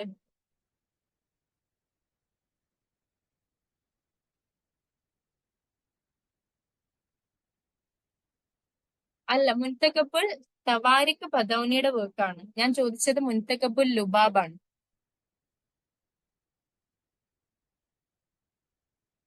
അത് ഏകദേശം ഒരു പേരിലൊരു ഇത് വരുന്നോണ്ടേ ആണ് ഞാൻ മുൻതഖബുൽ ലുബാബിനെ കുറിച്ച്. നിങ്ങളിപ്പോ മുൻതഖബുൽ ലുബാബ് കണ്ടു കഴിഞ്ഞാൽ ബദൗനിയായിട്ട് കണക്ട് ചെയ്യരുതല്ലോ, അതുകൊണ്ടാണ് അത് ഒന്ന് ഓർമ്മിപ്പിച്ചത്. അറിയില്ല എന്നുണ്ടെങ്കിൽ ഞാൻ പറയാം. മുൻതഖബുൽ ലുബാബ് എഴുതിയിട്ടുള്ളത് കാഫി ഖാൻ ആണ് കേട്ടോ. സോ ഈ കാഫി ഖാന്റെ വർക്കാണ് മുൻതഖബുൽ ലുബാബ് എന്ന് പറയുന്നത്. കാഫി ഖാൻ ഇത് എഴുതുന്നത്, ഞാൻ ലേറ്റർ മുഗൾസ് ഡിസ്കസ് ചെയ്ത സമയത്ത് കാഫി ഖാനെ കുറിച്ചും മുൻതഖബുൽ ലുബാബിനെ കുറിച്ചും ഏറ്റവും ലാസ്റ്റ് ക്ലാസ്സിൽ പറഞ്ഞിട്ടുണ്ടായിരുന്നു. സോ കാഫി ഖാന്റെ വർക്കാണ് മുൻതഖബുൽ ലുബാബ്. ആൻഡ് മുൻതഖബുൽ ലുബാബ് എഴുതിയിട്ടുള്ളത് ലേറ്റർ മുഗൾ പീരീഡിലാണ്. പക്ഷെ അതിലെ ഹിസ്റ്ററി എന്ന് പറയുന്നത് നമ്മുടെ ലേറ്റർ മുഗൾസിന് മുമ്പ് വരുന്ന ബാബർ ടു ഔറംഗസീബ് റൂളേഴ്സിന്റെ ഹിസ്റ്ററിയാണ് മുൻതഖബുൽ ലുബാബിൽ കാഫി ഖാൻ ഡിസ്കസ് ചെയ്യുന്നത്. പക്ഷെ അദ്ദേഹം ഇത് എഴുതുന്നത് ലേറ്റർ മുഗൾ പീരീഡിൽ കറക്റ്റ് പറയുകയാണെന്നുണ്ടെങ്കിൽ 1732 അദ്ദേഹം എന്ത് ചെയ്യുന്നത്, മുൻതഖബുൽ ലുബാബ് എഴുതുന്നത്. ഓക്കെ, സോ മുൻതഖബുൽ ലുബാബ് കണ്ടു കഴിഞ്ഞാൽ കണക്ട് ചെയ്യുക എന്തുമായിട്ട്? ബദൗനിയുമായിട്ടല്ല, കാഫി ഖാനുമായിട്ട് കണക്ട് ചെയ്യുക. ആൻഡ് ഈ ബദൗനി ഞാൻ പറഞ്ഞു നമ്മുടെ അക്ബറിന്റെ ഒരു കണ്ടംപററി ആണ്. ആൻഡ് അദ്ദേഹത്തിന്റെ വർക്കാണ് മുൻതഖബുൽ തവാരിഖ് എന്ന് പറയുന്നത്. സോ ഈ മുൻതഖബുൽ തവാരിഖ് എന്ന് പറയുന്നത് അക്ബറിനെ ക്രിട്ടിസൈസ് ചെയ്തുകൊണ്ടുള്ള ഒരു വർക്കാണ് എന്നുള്ളത് നിങ്ങൾ ജസ്റ്റ് ഒന്ന് ഓർത്ത് വെക്കുക. അതും 3 വോള്യൂംസിലായിട്ടാണ് അദ്ദേഹം എഴുതിയിട്ടുള്ളത്. അതിൽ ഫസ്റ്റ് വോള്യത്തിൽ ബാബറിനെയും ഹുമയൂണിനെയും കുറിച്ച്, അതായത് അക്ബറിന്റെ ആൻസിസ്റ്റേഴ്സിനെ കുറിച്ചാണ് അതിന്റെ ഫസ്റ്റ് വോള്യം, ബദൗനിയുടെ വർക്കിന്റെ ഫസ്റ്റ് വോള്യം പറയുന്നത്. സെക്കൻഡ് വോള്യം അക്ബറിനെ കുറിച്ച് പറയുന്നുണ്ട്. ആൻഡ് തേർഡ് വോള്യൂംസിൽ പല മുസ്ലിം സ്പിരിച്വൽ ലീഡേഴ്സിനെ കുറിച്ചൊക്കെയുള്ള ഇൻഫർമേഷൻ കാര്യങ്ങളൊക്കെയാണ് അതിന്റെ തേർഡ് വോള്യൂമിൽ വരുന്നത്, മുൻതഖബുൽ തവാരിഖിന്റെ. സോ ഇത് ഞാൻ പറഞ്ഞു ഒരു ക്രിട്ടിക്കൽ വർക്കാണ്, അക്ബറിനെ കുറിച്ചുള്ള ഒരു ക്രിട്ടിക്കാണ്. അക്ബറിന്റെ അദ്ദേഹത്തിന് വളരെ വലിയ രീതിയിൽ ക്രിട്ടിസൈസ് ചെയ്തിട്ടുണ്ടായിരുന്ന ഒരു അദ്ദേഹത്തിന്റെ പീരീഡിൽ ഉണ്ടായിരുന്ന ഒരു സ്കോളർ ആയിരുന്നു നമ്മുടെ ഈ അബ്ദുൽ ഖാദർ ബദൗനി എന്ന് പറയുന്നത്. ആൻഡ് ഈ ഒരു വർക്ക് അതുകൊണ്ട് തന്നെ ക്രിറ്റിസിസം ആയതുകൊണ്ട് തന്നെ അക്ബറിന്റെ കാലഘട്ടത്തിന് ശേഷം നമ്മുടെ അദ്ദേഹത്തിന്റെ മകനായിട്ടുള്ള ജഹാംഗീറിന്റെ കാലഘട്ടത്തിലാണ് ഈ ഒരു മുൻതഖബുൽ തവാരിഖ് എന്ത് ചെയ്യുന്നത്, പബ്ലിഷ് ചെയ്യുന്നത്. ഓക്കെ, സോ അത്തരം കാര്യങ്ങളൊന്ന് ഓർത്ത് വെക്കുക. പിന്നെ അതേപോലെ മറ്റൊരു വർക്കും കൂടി ഞാൻ ആഡ് ചെയ്തോട്ടെ. നിങ്ങളോട് ഞാൻ പറഞ്ഞിട്ടുണ്ടായിരുന്നു തബക്കത്തി അക്ബറി എന്ന് പറഞ്ഞ വർക്കിനെ കുറിച്ച്. തബക്കത്തി അക്ബറി എഴുതിയിട്ടുള്ളത് നിസാമുദ്ദീൻ അഹമ്മദ് ആണ്. തബക്കത്തി അക്ബറി, ഈ നിസാമുദ്ദീൻ അഹമ്മദ് അക്ബറിനെ നമ്മുടെ 1556 സെക്കൻഡ് ബാറ്റിൽ ഓഫ് പാനിപ്പട്ടില് ഹെൽപ്പ് ചെയ്തിട്ടുണ്ട്. ബൈറാം ഖാന്റെ ഒക്കെ കൂടെ ഹെൽപ്പ് ചെയ്തിട്ടുണ്ടെന്ന് ഞാൻ ആ സമയത്ത് മെൻഷൻ ചെയ്തിട്ടുണ്ടായിരുന്നു. സോ നിസാമുദ്ദീൻ അഹമ്മദ് ആണ് തബക്കത്തി അക്ബറി എഴുതിയിട്ടുള്ളത്. സോ നിങ്ങൾ നിസാമുദ്ദീൻ അഹമ്മദുമായിട്ടാണ് തബക്കത്തി അക്ബറി എന്ത് ചെയ്യേണ്ടത്, നിങ്ങൾ അത് കണക്ട് ചെയ്യേണ്ടത്. ഓക്കെ, സോ ആ വർക്കും നിങ്ങൾ എന്ത് ചെയ്യുക, കറക്റ്റ് ആയിട്ട് ഓർത്ത് വെക്കുക. പിന്നെ അതേപോലെ തന്നെ ഇവിടെ ബറാനിയെ കുറിച്ച് ഞാൻ പറഞ്ഞു. ആൻഡ് ബറാനി നമ്മുടെ ഫിറോസ് ഷാ തുഗ്ലക്കിന്റെ ഒരു ക്രിട്ടിക് ആയിരുന്നു. അതുകൊണ്ട് തന്നെ ബറാനിയെ ഫിറോസ് ഷാ തുഗ്ലക്ക് ജയിലിൽ അടച്ചതായിട്ടൊക്കെ പറയപ്പെടുന്നുണ്ട്. സോ ഈ ഒരു വർക്കും ഒരു ജസ്റ്റ് ഒരു ക്രിട്ടിക്കൽ ഒരു പെർസ്പെക്റ്റീവ് ഉള്ള വർക്കാണെന്നുള്ളത് ഓർക്കുക. ആൻഡ് മറ്റു വർക്കുകൾ എന്ന് പറയുന്നത് ഈ അബ്ദുള്ളയുടെ താരിഖി ദൗദി ഉണ്ട്. അതേപോലെ സിജസി ആണ്, ഫുവൈദ് അൽ ഫുവാദ് എന്ന് പറഞ്ഞിട്ടുള്ള വർക്ക് എഴുതിയിട്ടുള്ളത്. ഓക്കെ, ആൻഡ് തവാരിഖിനെ കുറിച്ച് നമ്മൾ പറഞ്ഞു, ഈ വർക്കിനെ കുറിച്ച് നമ്മൾ പറഞ്ഞു ക്രിട്ടിക്കൽ വർക്കാണ് അക്ബറിന്റെ കാലഘട്ടത്തിനെ കുറിച്ചുള്ള. വർക്ക് ആണെന്ന് പറഞ്ഞു. പബ്ലിഷ് ചെയ്തിട്ടുള്ളത് അക്ബറിന്റെ കാലഘട്ടത്തിന് ശേഷം ജഹാംഗീറിന്റെ കാലഘട്ടത്തിലാണ് എന്നുള്ളത് ഞാൻ പറഞ്ഞു. ആൻഡ് താരിഖി ദൗദി ഇത് ലേറ്റർ മുഗൾ പീരീഡിൽ എഴുതിയിട്ടുള്ള വർക്കാണ്. അതേപോലെ തന്നെ നമ്മൾ നേരത്തെ പറഞ്ഞിട്ടുള്ള മുന്തഖബുൽ ലുബാബും ലേറ്റർ മുഗൾ പീരീഡിലാണ് എഴുതിയിട്ടുള്ളത്. താരിഖി ദൗദി അബ്ദുള്ളയുടെ വർക്കാണെന്ന് നമ്മൾ പറഞ്ഞു. ആൻഡ് ഇത് ഇന്ത്യ ഭരിച്ചിട്ടുള്ള അഫ്ഗാൻ റൂളേഴ്സിനെ കുറിച്ചുള്ള ഒരു വർക്കാണ്. ഓക്കെ, സോ ഇന്ത്യയിലെ അഫ്ഗാൻ റൂളേഴ്സ് എന്ന് പറയുന്നത് നമ്മളിപ്പം 5 ഡൈനാസ്റ്റികൾ പറയുന്നുണ്ടല്ലോ നമ്മുടെ ഡൽഹി സൽത്താനേറ്റില്. അതില് ടർക്സ് ഉണ്ടായിരുന്നു, പിന്നെ അഫ്ഗാൻസ് ഉണ്ടായിരുന്നു, അങ്ങനെ പലരും ഉണ്ടായിരുന്നുണ്ട് ഈ 5 ഡൈനാസ്റ്റികളിൽ. അതിൽ നമ്മുടെ ലോധീസ് എന്ന് പറഞ്ഞ അവസാനത്തെ ഡൈനാസ്റ്റി, ഇവരെന്താണ് അറബ്സ് ഉണ്ടായിരുന്നു. അപ്പൊ ഈ ലോധീസ് എന്ന് പറയുന്ന ഈ 5ാമത്തെയും അവസാനത്തെയും ഡൽഹി സൽത്താനേറ്റ് ഡൈനാസ്റ്റി ആയിട്ടുള്ള ലോധീസ് വർ അഫ്ഗാൻസ്. ഓക്കെ, സോ ഈ ലോധീസ് അഫ്ഗാൻസ് ആയിരുന്നു.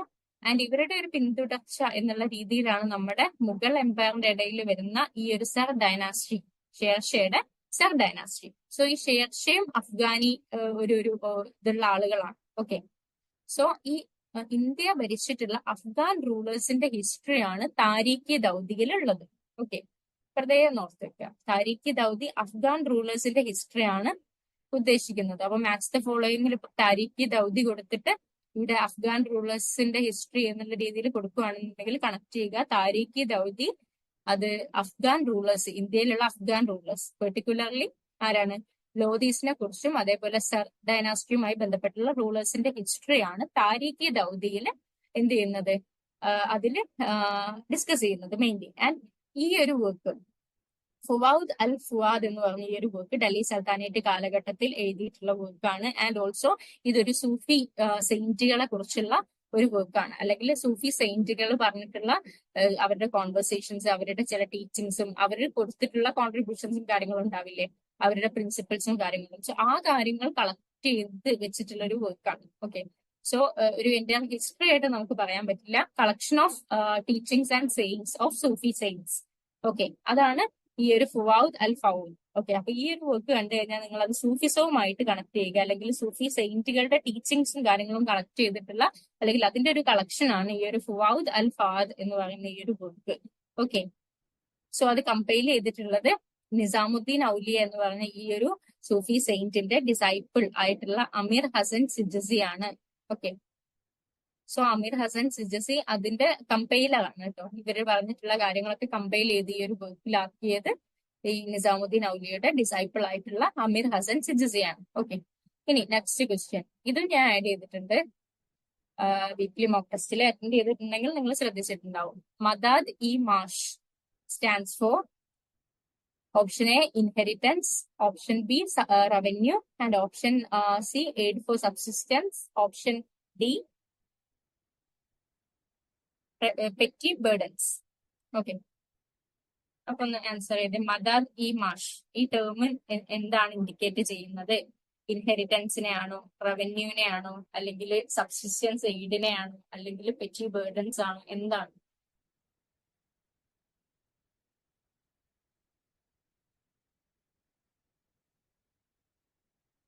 Sandra aid for subsistence, Roshida. Okay, so രണ്ടുപേരും പറഞ്ഞത് കറക്റ്റ് ആണ്. എയ്ഡ് ഫോർ സബ്സിസ്റ്റൻസ് അല്ലെ, അതായത് നമ്മുടെ സ്റ്റേറ്റിലുള്ള സ്കോളേഴ്സിനൊക്കെ മുഗൾ ഗവൺമെന്റ് കൊടുത്തിട്ടുണ്ടായിരുന്ന ഒരു റവന്യൂ ഗ്രാന്റിനെയാണ് നമ്മൾ മദാദ് ഇ മാഷ് എന്ന് പറയുന്നത്. Okay, Madad e Maash stands four aid of subsistence. അതായത് അവർക്ക് ഈ നമ്മുടെ സ്റ്റേറ്റിൽ ഉണ്ടായിരുന്ന ലേൺഡ് ആയിട്ടുള്ള ആളുകൾക്കും ഹിസ്റ്റോറിയൻസ് അല്ലെങ്കിൽ ചില സ്കോളേഴ്സിനും ഒക്കെ അവരുടെ ജീവിത മുന്നോട്ട് കൊണ്ടുപോകാൻ വേണ്ടിയിട്ട് ചില റിലീജിയസ് ലീഡേഴ്സ് പോലുള്ള ആളുകൾക്ക് അവരുടെ ജീവിതം മുന്നോട്ട് കൊണ്ടുപോകാൻ വേണ്ടിയിട്ട്, അല്ലെങ്കിൽ അവർക്കൊരു ഫൈനാൻഷ്യൽ അസിസ്റ്റൻസ് കൊടുക്കുക, അവരെ വേണ്ട രീതിയിൽ എന്ത് ചെയ്യുക, സപ്പോർട്ട് ചെയ്യുക, അവർക്കൊരു ഫൈനാൻഷ്യൽ സപ്പോർട്ട് കൊടുക്കുക എന്നുള്ള ഉദ്ദേശത്തോടു കൂടി, ആ ഒരു പേർപ്പസോട് കൂടിയിട്ടാണ് മദാദ് ഇ മാഷ് എന്ന് പറഞ്ഞിട്ടുള്ള ഒരു ഗ്രാന്റ് മുഗൾ ഗവൺമെന്റ് കൊടുക്കുന്നത്. ഓക്കെ, സോ അത് എന്തിനാണ്, നമ്മുടെ ഒരേ സമയം ഈ ഒരു എഡ്യൂക്കേഷൻ അല്ലെങ്കിൽ റിലീജിയൻ പ്രൊമോട്ട് ചെയ്യുക എന്നുള്ളതായിരുന്നു അതിന്റെ ഒരു ഉദ്ദേശം എന്ന് പറയുന്നത്. സോ മദാദ് ഇ മാഷ് എന്ന് പറയുന്നത് ഒരു ലാൻഡ് അവർക്ക് കൊടുക്കുക എന്നുള്ളതാണ്. ആൻഡ് അവിടെ ആ ലാൻഡ് ടാക്സ് ഫ്രീ ആയിരിക്കും. ഓക്കെ, അവിടെ നിന്നും പ്രത്യേകിച്ച് ഒരു ടാക്സ് ഒന്നും സ്റ്റേറ്റിലോട്ട് ഈ ഒരു സ്കോളേഴ്സ് ഒന്നും കൊടുക്കേണ്ടതായിട്ടില്ല. സോ ടാക്സ് ഫ്രീ ലാൻഡുകൾ ഈ സ്കോളേഴ്സിനൊക്കെ സ്റ്റേറ്റ് പ്രൊവൈഡ് ചെയ്തിട്ടുണ്ടായിരുന്നു. സോ ആ ടാക്സ് ഫ്രീ ലാൻഡുകളെയാണ് നമ്മൾ ഈ മദാദി മാഷ് എന്ന് പറയുന്നത്. So it stands for an aid for subsistence for religious scholars. Okay, so next question, ഇത് നമ്മുടെ വിജയനഗര എംപയറുമായിട്ട് അസോസിയേറ്റ് ചെയ്ത് വരുന്ന ക്വസ്റ്റ്യൻ ആണ്. And given below are two statements. Assertion reason question ആണ്. One is labeled as assertion A and the other is labeled as reason R. So assertion എന്താണെന്ന് നോക്കാം. Telugu didactic poem Amukta Malleda was composed by Krishnadevaraya. Okay. Reason R, it was composed to attribute importance to the foreign trade. In the light of the above statements, choose the correct answer from the options given below. Option A, both A and R are true and R is the correct explanation of A. Option B, both A and R are true, but R is not the correct explanation of A. Option C, A is true, but R is false. Option D, A is false, but R is true. നല്ലപോലെ വായിച്ചു നോക്കുക. ഈ വർക്കിനെ കുറിച്ച് നമ്മൾ പറഞ്ഞിട്ടുണ്ട്. അമുക്തമല്യട and ഈ റൂളറിനെ കുറിച്ചും നമ്മൾ പറഞ്ഞിട്ടുണ്ട്.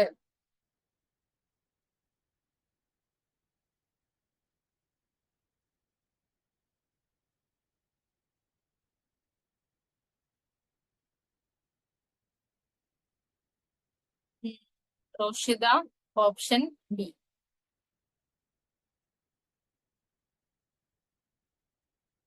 Okay, Sandra option C. Okay, option C ആണ് ആൻസർ. എന്താണെന്നുള്ളത് നോക്കാം. ഓക്കെ, അപ്പൊ അമുക്തമല്യട ഒരു പോയമാണ്. അത് കമ്പോസ് ചെയ്തിട്ടുള്ളത് കൃഷ്ണദേവരായ എന്ന് പറഞ്ഞ നമ്മുടെ വിജയനഗര എംപയറിലെ ഗ്രേറ്റസ്റ്റ് റൂളർ ആയിട്ടുള്ള കൃഷ്ണദേവരായയുടെ വർക്കാണ്. ആൻഡ് ഇത് പറഞ്ഞപ്പോൾ ഞാൻ പറഞ്ഞിട്ടുണ്ടായിരുന്നു മറ്റു വർക്കുകൾ, അതായത് അമുക്തമല്യയുടെ ഉണ്ട്, ജംബാവതി കല്യാണമുണ്ട്, മദാലസ ചരിത എന്നൊക്കെ പറഞ്ഞിട്ടുള്ള പല 3 വർക്കുകൾ മെയിൻലി കൃഷ്ണദേവരായയുമായിട്ട് അസോസിയേറ്റ് ചെയ്തിട്ട് അദ്ദേഹം ഓതർ ചെയ്തിട്ടുണ്ട് എന്നുള്ള രീതിയിൽ വരുന്നുണ്ട്. അമുക്തമല്യട, ജംബാവതി കല്യാണം, മദാലസ ചരിത. സോ ഇതിൽ ഞാൻ അന്നപ്പോ കറക്റ്റ് പറഞ്ഞിട്ടുണ്ടായിരുന്നു, ഇതിൽ അമുക്തമല്യട മാത്രം ഒരു തെലുഗു വർക്കാണ്, ബാക്കിയുള്ളതൊക്കെ സാൻസ്കൃത വർക്കുകളാണ് എന്നുള്ളത് പറഞ്ഞിട്ടുണ്ട്. സോ അത് വെച്ച് നമുക്ക് ചില സമയത്ത് ട്വിസ്റ്റ് ചെയ്തിട്ട് ക്വസ്റ്റ്യൻസ് വരാറുണ്ട്. അതായത് ഇതൊരു സാൻസ്കൃത, അമുക്തമല്യയുടെ ഒരു സാൻസ്കൃത വർക്കാണ് എന്നുള്ള രീതിയിൽ കണ്ടു കഴിഞ്ഞാൽ കറക്റ്റ് അവിടെ ഓർക്കുക, സാൻസ്കൃത അല്ല തെലുഗു ഭാഷയിലാണ് അത് എഴുതിയിട്ടുള്ളത്. സോ തെലുഗു പോമാണ് ഈ അമുക്തമല്യട എന്ന് പറയുന്നത്.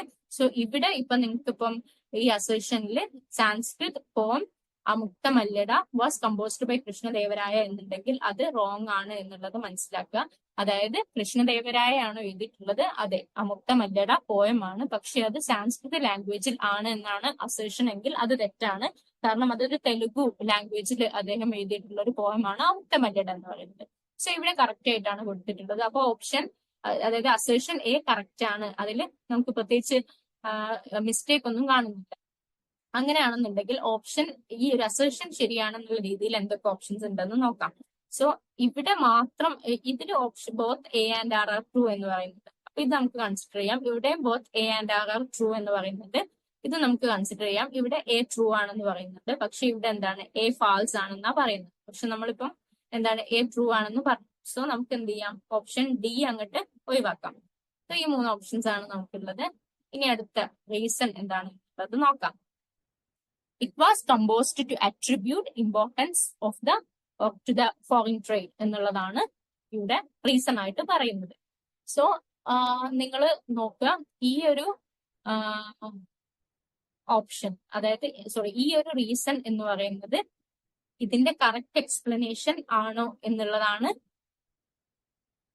ഇവിടെ ചോദ്യം. അതായത് നിങ്ങൾ ഇവിടെ 2 കാര്യം, അസേഷൻ റീസൺ ക്വസ്റ്റ്യനിൽ 2 കാര്യം ശ്രദ്ധിക്കണം. ഒന്ന്, അത് ശരിയാണോ, ആ സ്റ്റേറ്റ്മെന്റ് ശരിയാണോ എന്നുള്ളത് നോക്കണം. ഇനി അഥവാ ഈ സ്റ്റേറ്റ്മെന്റ് ശരിയാണെന്ന് തന്നെ വെക്കുക. അതായത് അമുക്തമല്യട എന്ന് പറഞ്ഞ പോയം അവരുടെ വിജയനഗരയുടെ ഫോറിൻ ട്രേഡുമായിട്ട് ബന്ധപ്പെട്ടിട്ടാണ് ആ വർക്ക് വരുന്നത്. അത് നമുക്ക് കറക്റ്റ് ആണ് ആ സ്റ്റേറ്റ്മെന്റ് എന്ന് കരുതുക. അങ്ങനെ ആണെങ്കിൽ കൂടി നമുക്ക് എന്തുണ്ട്, വീണ്ടും നമ്മൾ 2 ഓപ്ഷനിലോട്ടാണ് എത്തുന്നത്. ഇത് രണ്ടും കറക്റ്റ് ആണെങ്കിൽ കൂടി ഈ രണ്ടും തമ്മിൽ ബന്ധമൊന്നുമില്ല എന്നുണ്ടെങ്കിൽ നമ്മൾ എന്ത് ചെയ്യും, ഈ ഓപ്ഷൻ സെലക്ട് ചെയ്യും. പക്ഷെ എന്താണ്, അത് കറക്റ്റ് എക്സ്പ്ലനേഷൻ ആയിട്ട് വരുന്നുണ്ട് എന്നുണ്ടെങ്കിൽ എന്ത് ചെയ്യും, നമ്മൾ ഇത് സെലക്ട് ചെയ്യും. ഓക്കെ, സോ നിങ്ങൾ ഓർക്കുക, ഈ ഒരു സ്റ്റേറ്റ്മെന്റ് ശരിയാണെന്നുണ്ടെങ്കിൽ കൂടി നമ്മൾ രണ്ട് ഓപ്ഷനിലോട്ട് മാത്രമാണ് അസേർഷൻ റീസണിൽ എത്തുന്നത്. ഇതിപ്പോ ഒരു സ്റ്റേറ്റ്മെന്റ് ടൈപ്പ് ക്വസ്റ്റ്യൻ ആണെന്ന് വിചാരിക്കുക. ഇത് ശരിയാണെന്നുണ്ടെങ്കിൽ നമുക്കൊന്നും നോക്കാനില്ല, both statement A and statement B are true എന്നുള്ള രീതിയിലുള്ള ഓപ്ഷൻ ഏതാണോ അത് സെലക്ട് ചെയ്ത് നമുക്ക് പോവാം. പക്ഷെ അസേർഷൻ റീസൺ ക്വസ്റ്റ്യൻസ് വരുന്ന സമയത്തുള്ള ഒരു പ്രശ്നം ഇതാണ്. അതായത് ഓപ്ഷൻ നമുക്ക് രണ്ടും ശരിയാണെന്നുണ്ടെങ്കിലും ആ രണ്ടും തമ്മിലൊരു ഒരു റിലേഷൻ വേണം. റിലേഷൻ ഉണ്ട് എന്നുണ്ടെങ്കിൽ നമുക്ക് ഓപ്ഷൻ എ സെലക്ട് ചെയ്യാം, റിലേഷൻ ഇല്ല എന്നുണ്ടെങ്കിൽ നമുക്ക് ഓപ്ഷൻ ബി സെലക്ട് ചെയ്യാം. ഓക്കെ, അപ്പൊ ഇവിടുത്തെ കേസിൽ എന്ന് പറഞ്ഞാൽ റിലേഷൻ തന്നെ നോക്കേണ്ട കാര്യമില്ല. കാരണം എന്താണ്, ഈ സ്റ്റേറ്റ്മെന്റ് തന്നെ തെറ്റാണ്. അതായത് നമ്മുടെ ഫോറിൻ ട്രേഡുമായിട്ട് ബന്ധപ്പെട്ടുള്ള ഒരു വർക്കേ അല്ല അമുക്ത മല്യട എന്ന് പറയുന്നത്. ഓക്കെ, അവരുടെ സ്റ്റേറ്റ് അല്ലെങ്കിൽ വിജയനഗരയുടെ സൊസൈറ്റിയും ഒക്കെ ആയിട്ട് ബന്ധപ്പെട്ടുള്ള ഇൻഫർമേഷൻ ആണ് നമുക്ക് അമുക്ത മല്യട എന്ന് കിട്ടുന്നത്. ഫോറിൻ ട്രേഡുമായി ബന്ധപ്പെട്ട് വലിയ കാര്യങ്ങളൊന്നും നമുക്ക് അതിൽ നിന്ന് കിട്ടുന്നില്ല. അപ്പൊ അത് തെറ്റാണ്, റീസൺ തെറ്റാണ്. അപ്പൊ അതിന്റെ റീസൺ തെറ്റായ സ്ഥിതിക്ക് അത് അസേർഷന്റെ ഈ ഒരു സ്റ്റേറ്റ്മെന്റിന്റെ റീസൺ ആണ് എന്ന് പോലും നമ്മൾ ചെക്ക് ചെയ്യേണ്ട ആവശ്യമില്ല. തെറ്റാണെന്ന് വന്നു കഴിഞ്ഞാൽ നമുക്ക് പിന്നെ ഈ ഒരൊറ്റ ഓപ്ഷനെ ഇവിടെ സെലക്ട് ചെയ്യേണ്ടതുള്ളൂ. അതായത് എ ട്രൂ ആണ്, ആർ ഫോൾസ് ആണ്, അതായത് ഈ ഒരു ഓപ്ഷൻ. ഓക്കെ, സോ നമ്മൾ പറഞ്ഞു ഈ വർക്ക് കൃഷ്ണദേവരായയുടെ വർക്കാണ് ആൻഡ് ശ്രദ്ധിക്കേണ്ടത് തെലുഗു വർക്കാണ് എന്നുള്ളതാണ്. ആൻഡ് ഇത് ഫോക്കസ് ചെയ്യുന്നത് ഡിവോഷൻ, അതേപോലെ കോർട്ട്ലി ഡ്യൂട്ടീസ്, പിന്നെ അതേപോലെ ഒരു റൂളറിന്റെ ഒരു ഐഡിയൽ റൂളർ എങ്ങനെയായിരിക്കണം എന്നുള്ള രീതിയിൽ ആ രീതിയിലുള്ള കാര്യങ്ങളൊക്കെയാണ് ഇത് ഡിസ്കസ് ചെയ്യുന്നത്. അല്ലാതെ ഫോറിൻ ട്രേഡിനെ കുറിച്ചോ കാര്യങ്ങളൊന്നും അല്ല ഇത് ഡിസ്കസ് ചെയ്യുന്നത്. ഓക്കെ, അപ്പോ അത് നിങ്ങളൊന്ന് മനസ്സിലാക്കി വെക്കുക. ആൻഡ് ഞാൻ പറഞ്ഞു ഇത് മെയിൻലി ഗവേണൻസും കോർട്ട്ലി ലൈഫിനെ കുറിച്ചൊക്കെയുള്ള ഇൻഫർമേഷൻ ആണ് നമുക്ക് ഈ ഒരു പോമിൽ നിന്നും കിട്ടുന്നത്, ഫോറിൻ ട്രേഡിനെ കുറിച്ചല്ല കിട്ടുന്നത്. ഓക്കെ, ഇനി അടുത്ത ക്വസ്റ്റ്യൻ, ക്വസ്റ്റ്യൻ 14th ക്വസ്റ്റ്യൻ ആണ്. Arrange the following in chronological order. ഇത് എന്താന്ന് പറഞ്ഞാൽ ഇത് നമ്മളിപ്പോ ഓൾറെഡി ഡിസ്കസ് ചെയ്തൊരു ക്വസ്റ്റ്യൻ ആണ്. ഓക്കെ, ചില സ്റ്റേറ്റ്മെന്റ്സ് കൂടുതലുണ്ട്. അപ്പൊ നിങ്ങൾ ശ്രദ്ധിക്കുക, ഇത് 2023 ക്വസ്റ്റ്യൻ ആണ്. അപ്പൊ നേരത്തെ നമ്മൾ ഈ ഒരു ബാബർനാമയും അതേപോലെ ഗുൽബദൻ ബീഗത്തിന്റെ ഹുമയൂൺ നാമയും നമ്മൾ നേരത്തെ ചോദിച്ചു. അത് 2024 ചോദിച്ചതാണ്. അതായത് ഈ ഒരു കാര്യമായിട്ട് ഈ ഒരു ഇവന്റ്സ് ഒക്കെ റിപ്പീറ്റ് ചെയ്ത് 2023ലും 2024ലും ചോദിച്ചിട്ടുണ്ടെന്നാണ് നിങ്ങൾ ഈ ക്വസ്റ്റ്യൻ ഒന്നും മനസ്സിലാക്കേണ്ടത്. അപ്പൊ നമ്മൾ നേരത്തെ ഇതിൽ പല കാര്യങ്ങളും ഡിസ്കസ് ചെയ്തല്ലോ. അപ്പൊ നിങ്ങളൊന്ന് അറേഞ്ച് ചെയ്തേ, ഇതൊന്ന് അറേഞ്ച് ചെയ്തേ. ഓപ്ഷൻ ഇത് ഞാൻ ജസ്റ്റ് ഒന്ന് വായിക്കാം. A, Babur's memoirs translated in to Persian as Baburnama. B, Abul Fazl works on the Akbarnama. C, Lahori composes the first two daftars of the Badshah-nama. D, Gulbadan Begum begins to write Humayun Nama. And E, Jahangir writes his memoir Jahangir Nama. Choose the correct answers from the options given below. അപ്പോൾ chronologically നിങ്ങൾ arrange ചെയ്യുക. ഇതിൽ എന്തായിരിക്കും ആദ്യം സംഭവിച്ചിട്ടുള്ളത് എന്നുള്ളത് നിങ്ങൾ നോക്കുക.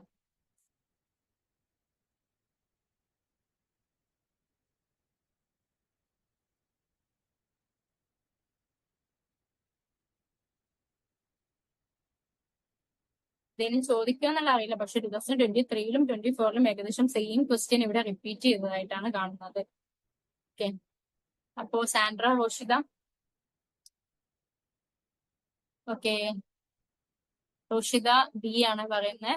സാൻഡ്ര, ഈ ക്വസ്റ്റ്യനോട് കൂടിയിട്ട് നമുക്ക് ഡിസ്കഷൻ ഇന്നത്തേത് അവസാനിപ്പിക്കാം. ഒരു ക്ലാസ്സും കൂടി PYQ ഡിസ്കഷനിൽ കിട്ടുകയാണെന്നുണ്ടെങ്കിൽ 2022 കംപ്ലീറ്റ് നമുക്ക് നോക്കാം. പിന്നെ പറ്റുകയാണെന്നുണ്ടെങ്കിൽ കുറച്ച് UGC നെറ്റ് ക്വസ്റ്റ്യൻസും കൂടി നമുക്ക് നോക്കാം.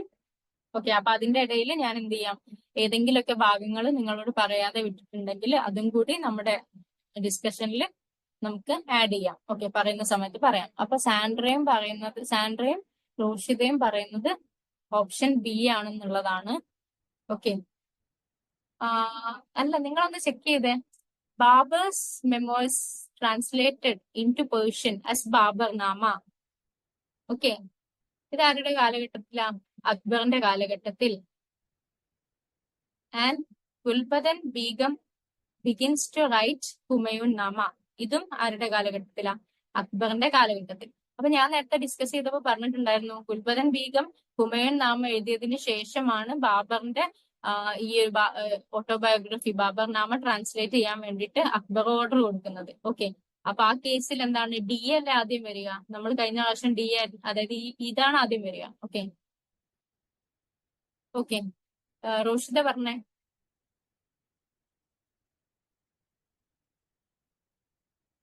റോഷിത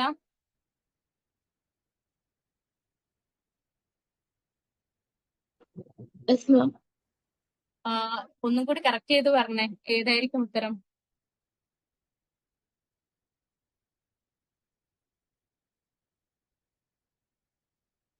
നിങ്ങൾ രണ്ടുപേരും പറഞ്ഞിട്ടുള്ളത് ബി ആണ്.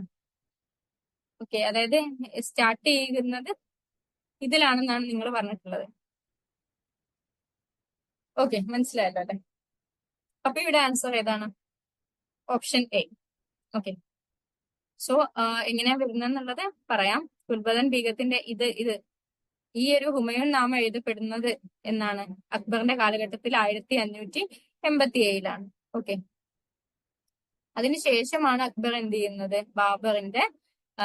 ബാബറിന്റെ ഓട്ടോബയോഗ്രഫി ബാബർ നാമ ചെഗതായി ടർക്കിഷ് ലാംഗ്വേജിൽ നിന്നും പേർഷ്യൻ ലാംഗ്വേജിലോട്ട് ട്രാൻസ്ലേറ്റ് ചെയ്യാൻ വേണ്ടിയിട്ട് ഖാനി ഖാനിനോട് അദ്ദേഹം ഓർഡർ ചെയ്യുന്നത്. സോ ഇത് ഏകദേശം ഒരു 1589-ലൊക്കെയാണ് ഇത് വരുന്നത്. 1589. ഓക്കെ, സോ ഇവിടെ എന്താണ് ഡി എ കിട്ടിക്കഴിഞ്ഞാൽ തന്നെ ഇവിടെ വേറെ ഡി വെച്ചിട്ടൊന്നും ഓപ്ഷൻസ് വരുന്നില്ല. അപ്പൊ അതിൽ നിന്ന് തന്നെ നമുക്ക് എന്ത് ചെയ്യാം? ആൻസറിലോട്ട് എത്താം. അപ്പൊ നമുക്ക് ബാക്കിയുള്ളതും കൂടി ജസ്റ്റ് ഒന്ന് പറയാം.